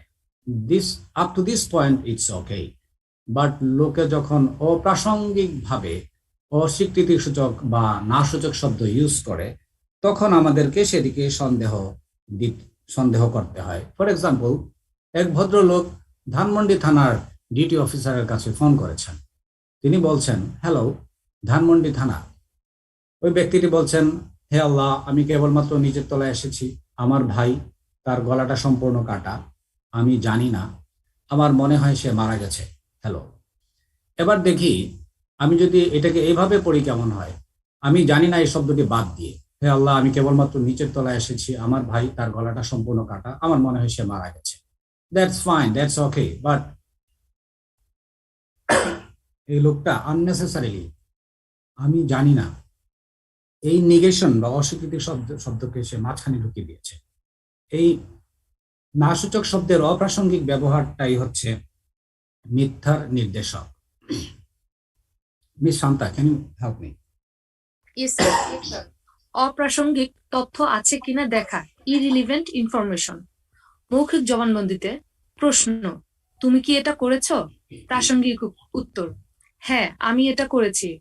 অপ্রাসঙ্গিক উত্তর, আমি সেটা কিভাবে করতে পারি? Thank you. আমি একজনকে কোয়েশ্চেন করলাম, তুমি কি এটা করেছো? সে আমাকে বলবে হ্যাঁ আমি এটা করেছি, বা না আমি এটা করি নাই। Up to this point is okay because he is providing a relevant information or relevant answer. But if someone is answering with this, তুমি কি এটা করেছো? How can I do that? How? আমি সেটা কিভাবে করতে পারি? That means he or she is bringing irrelevant information in front of me. এভাবে যদি করে, we also need to look into that because this is an indicator of being deceptive to us. তো I'm sorry. তো normally মৌখিক জবানবন্দিতে এটি easily বের করা যায়, বাট লিখিত জবানবন্দির ক্ষেত্রে ওই যে আমরা যে প্রথমেই যেটা বলেছি ব্যালেন্স অফ স্টেটমেন্টে, সেখানে পূর্বকালীন অংশে বেশি থাকে অথবা পরবর্তী অংশে বেশি থাকে, বিকজ লোকে ইনভেস্টিগেটরদের সামনে একটি বিশ্বাসযোগ্য বলে প্রতীয়মান হয় এরকম একটি স্টেটমেন্ট দিতে যাই এই কাজটি করে। Miss Shanta, please. Yes, sir. নয়, ভাষার দিকে খেয়াল করো। আমি 2020 সালের ইলেকশনে দাঁড়াবো না, বনাম 2020 সালে ইলেকশনে দাঁড়ানোর ইচ্ছা আমার নাই। অতিরিক্ত তথ্য প্রাপ্তি। Thank you. আমরা যদি লোকের জবানবন্দি মনোযোগ দিয়ে শুনি, তাদের উচ্চারিত শব্দ, কিছু কিছু স্পেসিফিক শব্দ যদি অ্যানালাইসিস করি, তাহলে পেতে পারি এডিশনাল ইনফরমেশন। 2018 সালে হিলারি ক্লিন্টনকে জিজ্ঞেস করা হয়েছিল যে তিনি 2020 সালে ইলেকশনে দাঁড়াবেন কি না। তিনি বলেছিলেন যে 2020 সালের ইলেকশন আমি দাঁড়াবো না। তিনি যদি বলতেন 2020 সালের ইলেকশনে দাঁড়ানোর ইচ্ছা আমার নাই, তাহলে বুঝতে পারতাম যে তিনি জিনিসটাকে ওপেন রাখছেন। কারণ ইচ্ছা শব্দটি হচ্ছে ফ্লেক্সিবল। এখন ইচ্ছা নাই বটে, বাট পরবর্তীতে তো ইচ্ছা জাগরিত হতেও পারে। এই ইচ্ছা শব্দটির অ্যানালাইসিস আমাদেরকে এই ইনফরমেশন দিচ্ছে যে তিনি জিনিসটাকে ওপেন রাখছেন, ভবিষ্যতে তিনি মত পরিবর্তন করে ইলেকশনে দাঁড়াতেও পারেন। এটার দ্বারা এটা বোঝাতে চাচ্ছি যে analysis of some specific word within this statement gives us some additional information, and this additional information helps us in determining the truthfulness of what people say. এবার আমি একটু গ্রামার কিভাবে আমরা স্টেটমেন্ট অ্যানালাইসিস টেকনিকে ইউজ করতে পারি সেই বিষয়টির জন্য কয়েকটি এক্সাম্পল দেব। শুরু করছি নাউন দিয়ে। Miss Shanta, can you assist? Asia sports, এখানে পুরাতন ও নতুন ক্রিয়ার সামগ্রী পাওয়া যায়। উদাহরণ 2, আমি রানা ও মেহেদির সাথে খেলতে গিয়েছিলাম। অতিরিক্ত তথ্য অর্জন। Thank you. উপরের যে প্রথম এক্সাম্পলটা হচ্ছে একটি দোকানের সাইনবোর্ড। তো এখানে আমরা দেখতে পাচ্ছি যে প্রথমেই সে পুরাতন শব্দটি ইউজ করেছে, নতুন শব্দটি পরে নিয়েছে। এটির অ্যানালাইসিস করলে সহজেই বোঝা যায় যে this is predominantly a shop of old sports item. That is why এই দোকানের মালিক এইভাবে এই সাইনবোর্ডটি সাজিয়েছে। সো একটি স্টেটমেন্টে বা ইভেন একটা সাইনবোর্ডে যে ক্রমানুসারে নাউনগুলো সাজানো হয়, সেই ক্রমটা অ্যানালাইসিস করলে কিছু বাড়তি ইনফরমেশন পাওয়া যায়। তো একটি এফআইআর এর যেমন অনেক সময় 1 নম্বর আসামি দেখেই আমরা পুলিশ অফিসাররা মনে করি এটাই বোধহয় সবচেয়ে খারাপ ব্যক্তি, কিন্তু ইনভেস্টিগেশনে অনেক সময় এটিও পাওয়া যায় যে তার সাথে পূর্ব শত্রুতা ছিল বলেই তাকে 1 নম্বরে নাম দেয়। Miss Shanta, please. জি স্যার। Examining pronounce. প্রোনাউন আমাদেরকে অনেক তথ্য দেয়। ক, এক নাকি একের অধিক। আমি বনাম আমরা। খ, সত্য। আমি আমার গাড়িটি পার্কিং প্লেসে রেখেছিলাম। আমি আমার গাড়িটি পার্কিং প্লেসে রেখেছিলাম। Thank you. ধরুন একটি গুলিস্তান এলাকায় একটি ছিনতাইয়ের ঘটনা ঘটেছে। Suspect is arrested with the stolen items, robbed items. তো তার বক্তব্য যখন একজন পুলিশ অফিসার শুনছে, সে জিজ্ঞেস করছে যে তুমি পুরো ঘটনাটা বলো। তখন সে একটা পর্যায়ে বলল যে স্যার আমরা এই সদরঘাট থেকে রওনা করলাম, স্যার আমরা স্যার গুলিস্তানে স্যার 11:30টায় পৌঁছাইলাম। তখন নিশ্চয়ই সেই পুলিশ অফিসারের এই সাসপেক্ট কর্তৃক আমরা যে শব্দ ইউজ করতেছে, আমরা ইজ এ প্রোনাউন, এই আমরা শব্দটার দিকে তার নিশ্চয়ই নজর দেওয়া উচিত। কারণ আমরা এক ধরনের ইনফরমেশন বিয়ার করে, সেটা হচ্ছে more than one people was with him. তার মানে হচ্ছে তার সাথে অন্য লোক ছিল যেটাকে হয়তো বাদী বা ভিকটিম দেখেনি। তাহলে কি দাঁড়ালো যে সিঙ্গুলার প্রোনাউন এবং প্লুরাল প্রোনাউনের অ্যানালাইসিস আমাদেরকে এটি অনুধাবনে সাহায্য করে যে একটি ঘটনায় কয়জন ব্যক্তি সম্পৃক্ত। এই প্রোনাউন আমাদেরকে আবার আরেকভাবে সাহায্য করে যে একটি জিনিসের প্রতি মায়া বা দরদ কতটুকু আছে সেটি নির্ধারণে পসেসিভ প্রোনাউনটা ব্যবহার করা যায়। যেমন ধরুন একটি গাড়ি, সেটি চুরি হয়ে গেছে, সেই ক্ষেত্রে গাড়ির ড্রাইভার বলবে আমি গাড়িটি পার্কিং প্লেসে রেখেছিলাম। সে আমার শব্দটি ইউজ করতে পারবে না মালিকের বিপরীতে। মালিক বলছে আমি আমার গাড়িটি পার্কিং প্লেসে রেখেছিলাম। এটা ওনারশিপ বা মমত্ব প্রকাশ করছে। যখন লোকে ঘর পোড়ানোর মামলায় দেখা যায় যে অনেক সময় ঘরের মালিক অনেক সময় নিজের ঘরে আগুন দেয় অন্যকে ফাঁসিয়ে দেওয়ার জন্য। সেই ক্ষেত্রে সে যদি নিজে নিজে আগুন দেয়, সেই ঘরের সামনে দাঁড়িয়ে কখনোই সে বা কোর্টে দাঁড়িয়ে কখনোই সে বলতে পারবে না আমার বাড়ি আমার বাড়ি, কারণ যে ব্যক্তি নিজেই আগুন দিয়েছে সে নিশ্চয়ই সেই বাড়ির প্রতি তার মায়া নেই বলেই সে আমার এই পসেসিভ প্রোনাউনটি সে ব্যবহার করতে পারবে না। So missing of A possessive pronoun is probable area of deception. এই পসেসিভ প্রোনাউন ইউজ করে আন্তঃব্যক্তি সম্পর্ক নির্ধারণ করা সম্ভব। যদি ভাইয়ে সম্পর্ক ভালো থাকে তাহলে বলবে আমার ভাই, আর যদি সম্পর্ক খারাপ থাকে তাহলে বলবে যে সে বা উইয়ে। আমি একবার ডিসি ওয়ারি ছিলাম ডিএমপি, তখন একদিন ভোরবেলা খবর পাইলাম যে একটি ছেলে 21 বছর বয়স, সে মারা গেছে, পানিতে তার লাশটা ভেসে উঠছে ড্যামরার DND ক্যানেলে। So I went to the crime scene. I started talking to the people. So while his younger brother was standing there, I was carefully listening to his story about his brother. তো একটা পর্যায়ে অনেকক্ষণ যখন তার কথা শুনছি, তখন একটা পর্যায়ে খেয়াল করলাম টোটাল স্টেটমেন্টের কোথাও সে একটি বারের জন্য বলছে না আমার ভাই, সে বলছিল উইয়ে এটা করতো, উইয়ে সেটা করতো, উইয়ে ওইখানে কইরা থাকতো। উইয়ে হচ্ছে এই অঞ্চলে সে এই প্রোনাউনটিকে বলে। তো যখন বড় ভাইকে আমার ভাইয়া, বড় ভাইয়া, রুবেল ভাইয়া না বলা উইয়ে বলতেছে, তখন আমি চিন্তা করলাম তাদের ভাইদের মধ্যে সমস্যা আছে। I went to their house, I started searching and I find a piece of cloth, যেটা কিনা সেই ভিকটিমের পায়ে বাঁধা ছিল, সেটির অবশিষ্টাংশ সেই ভিকটিম যে বেডে ঘুমাতো তার নিচে পেলাম। তারপরে আস্তে আস্তে আমাদের ওইখানে ইন্টারোগেশন শুরু হলো। By the end of the evening, we came to know that this younger brother with his uncle killed this boy 3 days ago and throw him into the canal. কারণ ছিল পারিবারিক একটা সমস্যা ছিল, সেই জন্য মেরেছে।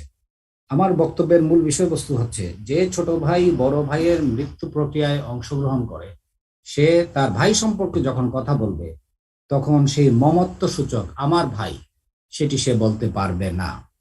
তো এভাবে একটা লোকের সঙ্গে আরেকটা লোকের সম্পর্ক ভালো নাকি খারাপ সেটি আমরা এই পসেসিভ প্রোনাউন অ্যানালাইসিসের মাধ্যমে নির্ণয় করতে পারি। আবার অনেক ক্ষেত্রে দেখা যায় যে লোকে ইচ্ছা করে প্রোনাউনটাকে মিস করে যায়, এটাকে মিসিং প্রোনাউন। অনেক সময় ভাব বাচ্চে কথা বলে। ফর এক্সাম্পল, আমি গাড়ি চালিয়ে মগবাজার গেলাম, গ্যাসের জন্য থামা হলো। প্রথম বাক্যে প্রোনাউনটি আছে, আমি হচ্ছে সেই প্রোনাউন। গ্যাসের জন্য থামা হলো এই বাক্য অনেকটা ভাব বাচ্য এবং এটাতে কোনো প্রোনাউন নেই। সে বলে নাই গ্যাসের জন্য থামালাম, বা বলে নাই গ্যাসের জন্য থামাতে বললাম বা থামালাম। তো এখানে প্রোনাউনটি মিসিং। তো নর্মালি লোকে যখন কোনো কাজের রেসপন্সিবিলিটি নিতে চায় না, সেখানে সে নিজেকে ইনভলভ করতে চায় না, তখন সে মনের অজান্তেই ওই বাক্য থেকে প্রোনাউনটি উঠিয়ে নেয়। Adjective also helps us in determining in obtaining some additional information. যেমন ধরুন এই বাক্যে, নিচের বাক্যে আমি জাকিরকে তার লাল গাড়ি দিয়ে চলে যেতে দেখেছি, এখানে গাড়ি হচ্ছে নাউন এবং লাল হচ্ছে অ্যাডজেক্টিভ। সম্ভবত বিবৃতিটা তা আমাদেরকে এটা বলতে চায় যে জাকিরের আর একটা গাড়ি আছে, নীল রঙের গাড়ি, সে ওই দিন নীল রঙের গাড়ি নিয়ে যায়নি, সে লাল রঙের গাড়ি নিয়ে গিয়েছে। So sometimes the analysis of adjectives help us in obtaining some additional information. এবার আসি অ্যাডভার্বে। অ্যাডভার্বের ক্ষেত্রে দেখা যায় যে লোকে যখন মিথ্যা বলে তখন সে কিছু বাড়তি অ্যাডভার্ব ইউজ করে। সেই অ্যাডভার্ব বেশি নয়, মাত্র 8টা, সেটি একটু পরে দেখাচ্ছি। প্রশ্ন হচ্ছে, তুমি কি জানো রেজা কোথায়? সে বলবে যে আমি জানি না সে কোথায়। কিন্তু যদি অ্যান্সারটা এভাবে আসে, আমি আসলে জানি না সে কোথায়, তাহলে এই আসলে হচ্ছে অ্যাডভার্ব আর জানি না হচ্ছে ভার্ব। আসলে এই শব্দটা এখানে এই ইররেলেভেন্ট, এডিশনাল এবং আননেসেসারি। তো এইভাবে লোকে যখন মিথ্যা বলে তখন মনের অজান্তেই কিছু আননেসেসারি ওয়ার্ড ইউজ করে, এর মধ্যে অ্যাডভার্ব আছে। এই 8টি অ্যাডভার্বই লোকে যখন মিথ্যা বলে তখন ইউজ করতে থাকে, খুবই আসলেই সম্পূর্ণভাবে, কেবলই সাধারণভাবে, পরে পরবর্তীতে। মিথ্যুক লোকেরা এই অ্যাডভার্বগুলো বেশি বেশি ইউজ করে। এবার miss Shanta, can you read this slide please? জি স্যার। মনের ডিকশনারি পরিবর্তন, change in the internal dictionary. গত বৃহস্পতিবার আমি আমার গাড়িতে উঠলাম এবং গাজীপুরের দিকে ড্রাইভ করা শুরু করলাম। আমি যখন টঙ্গীর কাছাকাছি পৌঁছালাম তখন আমি আমার কারের পেছনে একটি শব্দ শুনলাম। আমি গাড়িটিকে রাস্তার সাইডে নিয়ে আসলাম। আমি কার হতে বের হয়ে দেখি একটি টায়ার ফেটে গেছে। আমি গাড়িটির পেছনের দিক খুললাম এবং দেখলাম স্পেয়ারের টায়ারটিও ফ্লেট। Thank you. এই কয়েকটি বাক্য পড়ে আমরা বুঝতে পারি এই ভদ্রলোক বিবৃতিদাতা দুটো কাছাকাছি শব্দের মধ্যে খুব কম সময়ের মধ্যেই সে পরিবর্তন ঘটাচ্ছে। গাড়ি কার, গাড়ি কার, গাড়ি। এই ধরনের পরিবর্তন, এই ধরনের সমার্থক শব্দের কাছাকাছি শব্দের মধ্যে পরিবর্তনকে বলা হয় মনের ডিকশনারির পরিবর্তন। লোকে যখন তার মেমোরি পার্ট ইউজ করে, যখন তার লেফট ব্রেইন ইউজ করে, তখন সে যখন গাড়ি দিয়ে শুরু করবে পুরো স্টেটমেন্টটাই লিখবে হচ্ছে গাড়ি, আর যখন কার দিয়ে শুরু করবে পুরো স্টেটমেন্টটা শেষ করবে কার। কারণ প্রত্যেকের ব্রেইনের মধ্যে প্রত্যেকটি বস্তু সম্পর্কে একটি সংজ্ঞা নির্ধারিত আছে, সে ওইভাবে ইউজ করে। তো আমি নর্মালি যদি আমি এইভাবে চিন্তা করি যে এই শব্দগুলো অনেকটা কাছাকাছি বাট হুবহু এক নয়, যেমন ছুরি, চাকু, দা, বটি, বন্দুক, গান, রাস্তার রোড, রিভলভার, পিস্তল, গাড়ি, কার, সেলফোন, মোবাইল ফোন, অসুস্থ লোকটি, হত্যাকারী, এগুলো সবই কাছাকাছি শব্দ, বাট তার মধ্যেও এগুলো গ্যাপ আছে। যেমন আমি পিস্তল এবং রিভলভার দিয়ে একটি ঘটনা বলতে চাই। রিভলভারটা হচ্ছে অনেকটা গুলি করার সময় ওই ইয়েগুলা নলগুলা চেঞ্জ হতে থাকে, আর পিস্তলে শুধুমাত্র ব্যারেলের ভেতর দিয়ে গুলিটা বের হয়ে যায়, ম্যাগাজিন থেকে আসতে থাকে। তো আমি 2009 সালে যখন 10 সালে যখন ডিএমপি ডিসি ওয়ারি, তখন আমাদের একজন সাব ইন্সপেক্টর ছিলেন গৌতম নাম। তিনি বংশাল থানার থেকে উনি যখন রাত 1টায় ওনার বাসার দিকে যাচ্ছিলেন সিভিলে, তখন পথের মধ্যে ওনার দুজন সোর্স এবং বন্ধু বটে, ওদের সঙ্গে তিনি গল্প করতে থাকেন। তো একটি পর্যায়ে তিনি খেয়াল করেন একটি গলির ভেতর দিয়ে 3টি ইয়াং ছেলে হেঁটে আসছে। রাত তখন প্রায় 1:30 বাজে। তো তিনি মনে করলেন এগুলো নিশ্চয়ই খারাপ ছেলে হবে, একটু সার্চ করি। যখন সার্চ করতে গিয়েছে, ওই ছেলেগুলোর মধ্যে একটির কাছে অস্ত্র ছিল, সে গুলি করে চলে যায়, বাকি দুইজনও পালিয়ে যায়। যখন গৌতমকে ঢাকা মেডিকেলে নেওয়া হয়, তখন he was declared as a brought dead.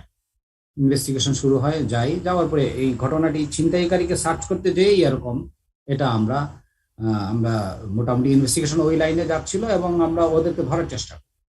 কিন্তু আমরা যখন অ্যারেস্ট করি একটা ছেলে, তার নাম ছিল হায়দার, তখন র্যাবও একই নামে আরেকটা ছেলেকে অ্যারেস্ট করছে, ওটার নামও ছিল হায়দার, এবং আরেকটাকে অ্যারেস্ট করে ওইটার নাম ছিল জাকির।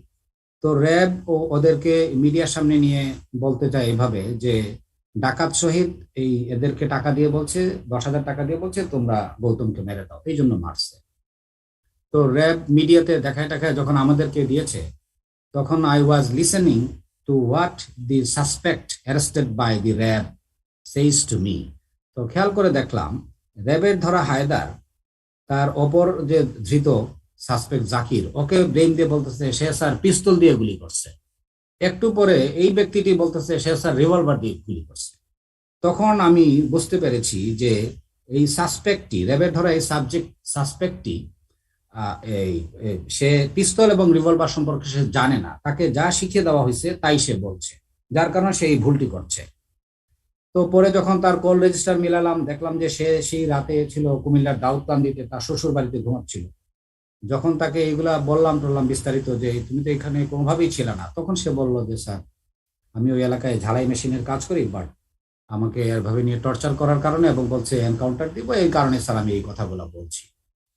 পরে অরিজিনাল যে শুটার ছিল জাকির বা হায়দার, ওদেরকে আমরা বাকিগুলোকে আমরা শরীয়তপুর থেকে অ্যারেস্ট করে নিয়ে আসি। এই ঘটনাটা এইভাবেই শেষ হয়। তো যদি কাউকে শেখানো হয় যে এইভাবে বলবি, কিন্তু সে যদি তার ব্রেইনের রাইট অংশ ইউজ করে, সে যদি মিথ্যা বলতে চায়, তাহলে সে ইন্টারনাল ডিকশনারির মধ্যেও অনেক সময় পরিবর্তন ঘটিয়ে ফেলে। এই ধরনের পরিবর্তন হচ্ছে মিথ্যাবাদিতার লক্ষণ। Miss Shanta, can you read this line? আমি গাড়িতে বসেছিলাম। একটি লোক হেঁটে গাড়ির জানালার পাশে আসলো। সে আমার দিকে একটি পিস্তল তাক করে গাড়িতে উঠে এবং আমাকে গাড়ি চালাতে বলে। অতীতকাল হতে বর্তমান বা বর্তমান কাল হতে অতীতকালে অবস্থা পরিবর্তন, এরূপ পরিবর্তন মিথ্যাবাদিতার লক্ষণ। Thank you. আমরা টেন্স বা কাল এটা অ্যানালাইসিস করেও we can determine whether people are being truthful to us or not. আমরা জানি টেন্স 3 প্রকার, past tense, present tense, future tense. এই বাক্যে দেখা যায় লোকটি শুরু করেছে পাস্ট টেন্স দিয়ে, বসেছিলাম, আসলো, একটু পরেই সে বলছে তাক করে, উঠে, চালাতে বলে। These are present tenses. So switching over from past tends to present tense and from present tense to past tense is an indicator of being false.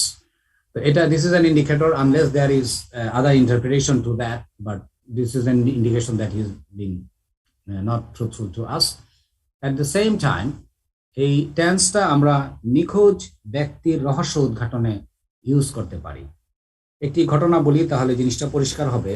1994 সালে মার্কিন যুক্তরাষ্ট্রের সাউথ ক্যারোলিনা অঙ্গরাজ্যে এক হোয়াইট লেডি পুলিশের কাছে যা কমপ্লেইন করে যে she had 2 babies, Michael and Alexander, আর তার নাম হচ্ছে সুসান। তো সে একা ছিল তার 2টা বাচ্চাকে নিয়ে গাড়িতে। সে যখন যাচ্ছিল কোনো একটা জায়গায়, একটি রাস্তায় একটি ব্ল্যাক ম্যান তাকে ইন্টারসেপ্ট করে, তাকে নামায় অস্ত্র ঠেকিয়ে, এবং সেই ব্ল্যাক ম্যানটি তার গাড়ি নিয়ে চলে যায়, তার সঙ্গে সঙ্গে তার 2টো বাচ্চাকে নিয়ে চলে যায়। পুলিশ ইনভেস্টিগেশনে নামার পরে জানতে পারে যে ওই সময় সুসান, যে মা, এই বাচ্চা 2টোর মা, সে তখনও লিগেলি তার হাজব্যান্ডের সঙ্গে ডিভোর্স হয় নাই, আলাদা থাকতো। তো এই পর্যায়ে 2 জনের স্টেটমেন্ট, এরা ওপেন স্টেটমেন্ট নেওয়ার পরে তারপরে আমি শুধুমাত্র প্রাসঙ্গিক অংশটুকুই আপনাদের সামনে অ্যানালাইসিসের জন্য দিচ্ছি। এই পুলিশ অফিসাররা দেখে যে ডেভিড স্মিথ অর্থাৎ ছেলেদের বাবা তার স্টেটমেন্টের একটি জায়গায় লিখে, আমার ছেলেরা ভালো আছে, আমার বিশ্বাস তারা শীঘ্রই ফিরে আসবে।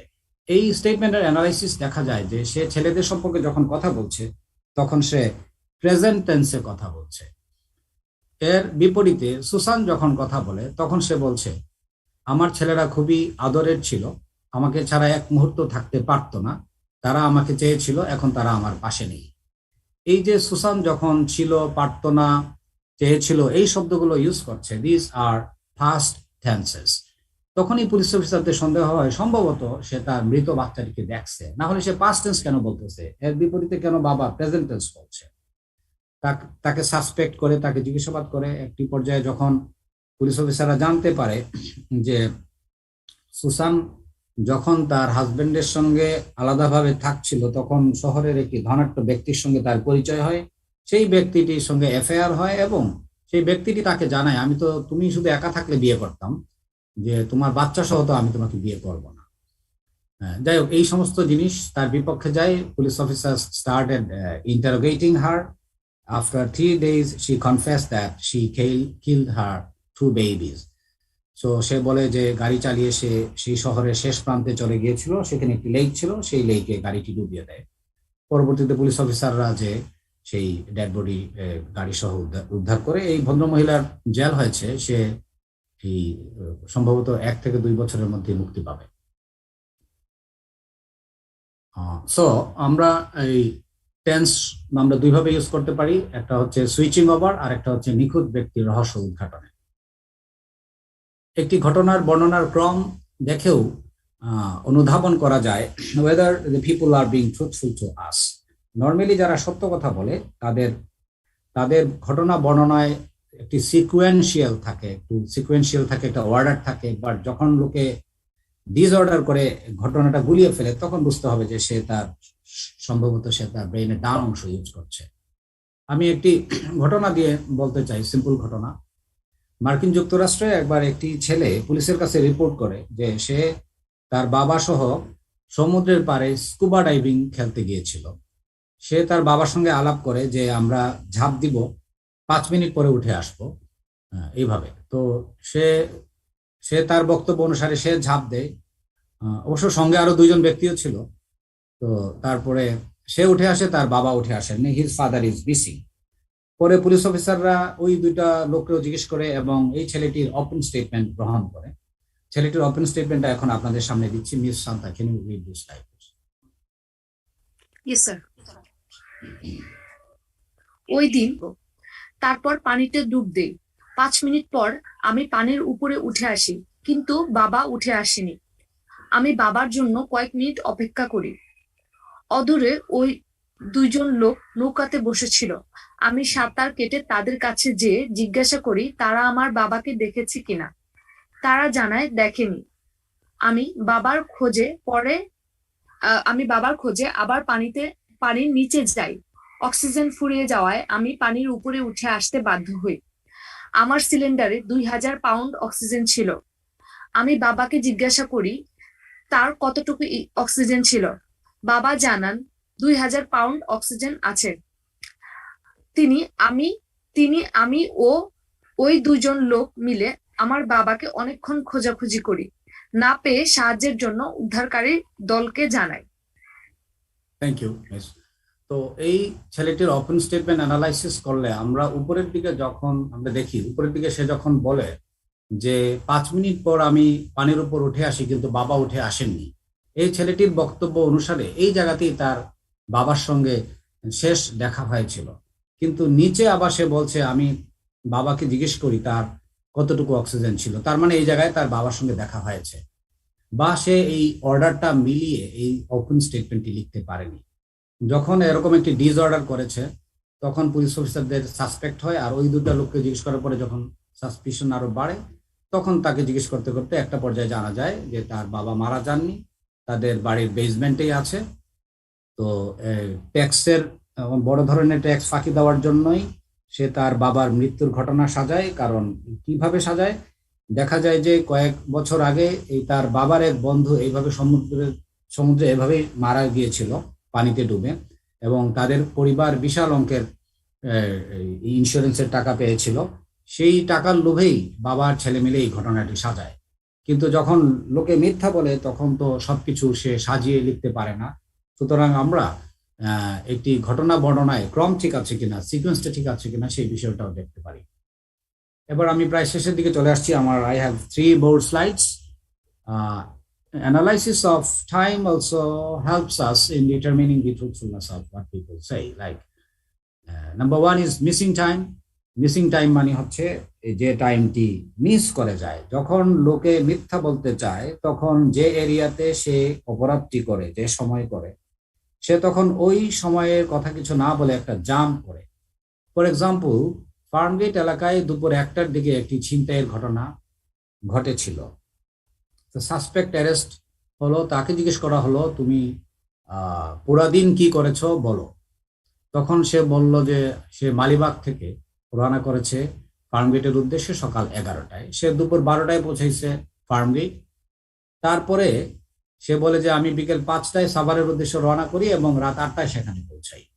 এই দুপুর 12টা থেকে বিকেল 5টা পর্যন্ত সে কোথায় ছিল, কার সাথে ছিল, কি করছিল, সে এই বিষয়গুলো সে না বলে একটা স্কিপ করে, একটা জাম্প করে। এই area, this is a probable grey area that we have to look into. তখন তাকে যদি আমরা বলি তুমি দুপুর 12টা থেকে বিকেল 5টা পর্যন্ত কি কি করেছো আমাদেরকে বলো, in that case we can determine, we can assess সে কি বলে। তখন আমরা আমাদের টেকনিক অ্যাপ্লাই করে বুঝতে পারবো যে whether he is being truthful to us or not. Time analysis করে আরেকটা বিষয়ে উদ্ঘাটন করা সম্ভব, again weather people are being deceptive to us or not. এটাকে বলা হয় টাইম আউট অফ প্লেস। লোকে যখন মিথ্যা বলে তখন সে একটি স্টেটমেন্টে যদি একাধিক সময়ের কথা উল্লেখ করে সেই সময়গুলা মিলিয়ে বলতে পারে না, সেই সময়গুলা অর্ডারলি সাজাতে পারে না, সিকোয়েন্সিয়াল সাজাতে পারে না। ফর এক্সাম্পল, একটা লোক দাবি করছে সে পল্টন থেকে সাভারে যাবে। পল্টন থেকে সে রওনা করেছে সকাল 8টায়।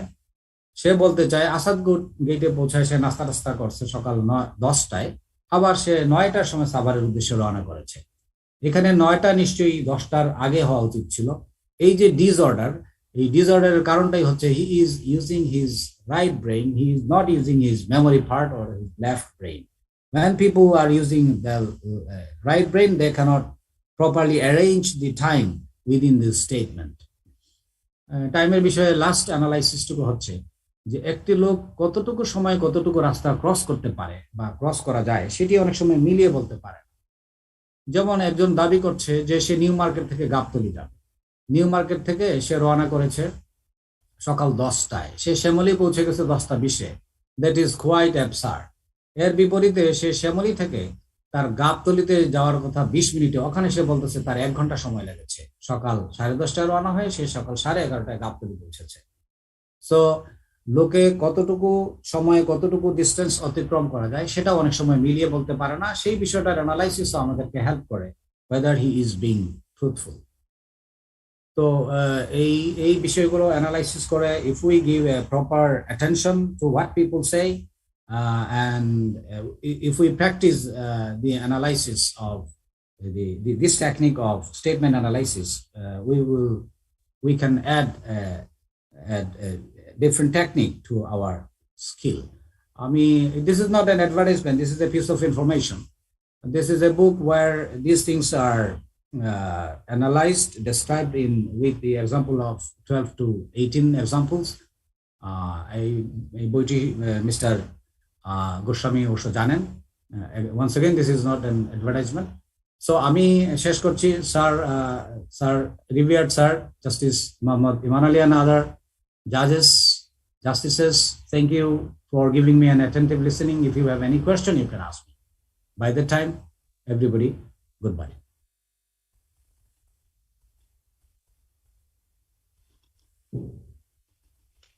Actually, we have exceeded our time. We had time from 11:30 to 12:30. So if anybody have any quick question, can ask.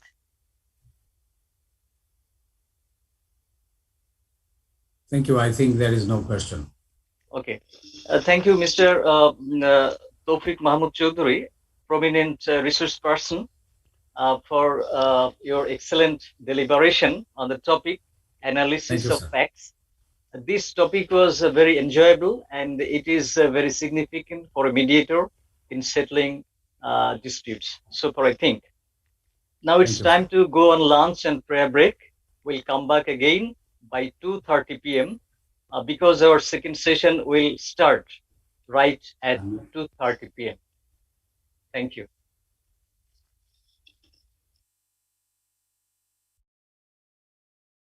Recording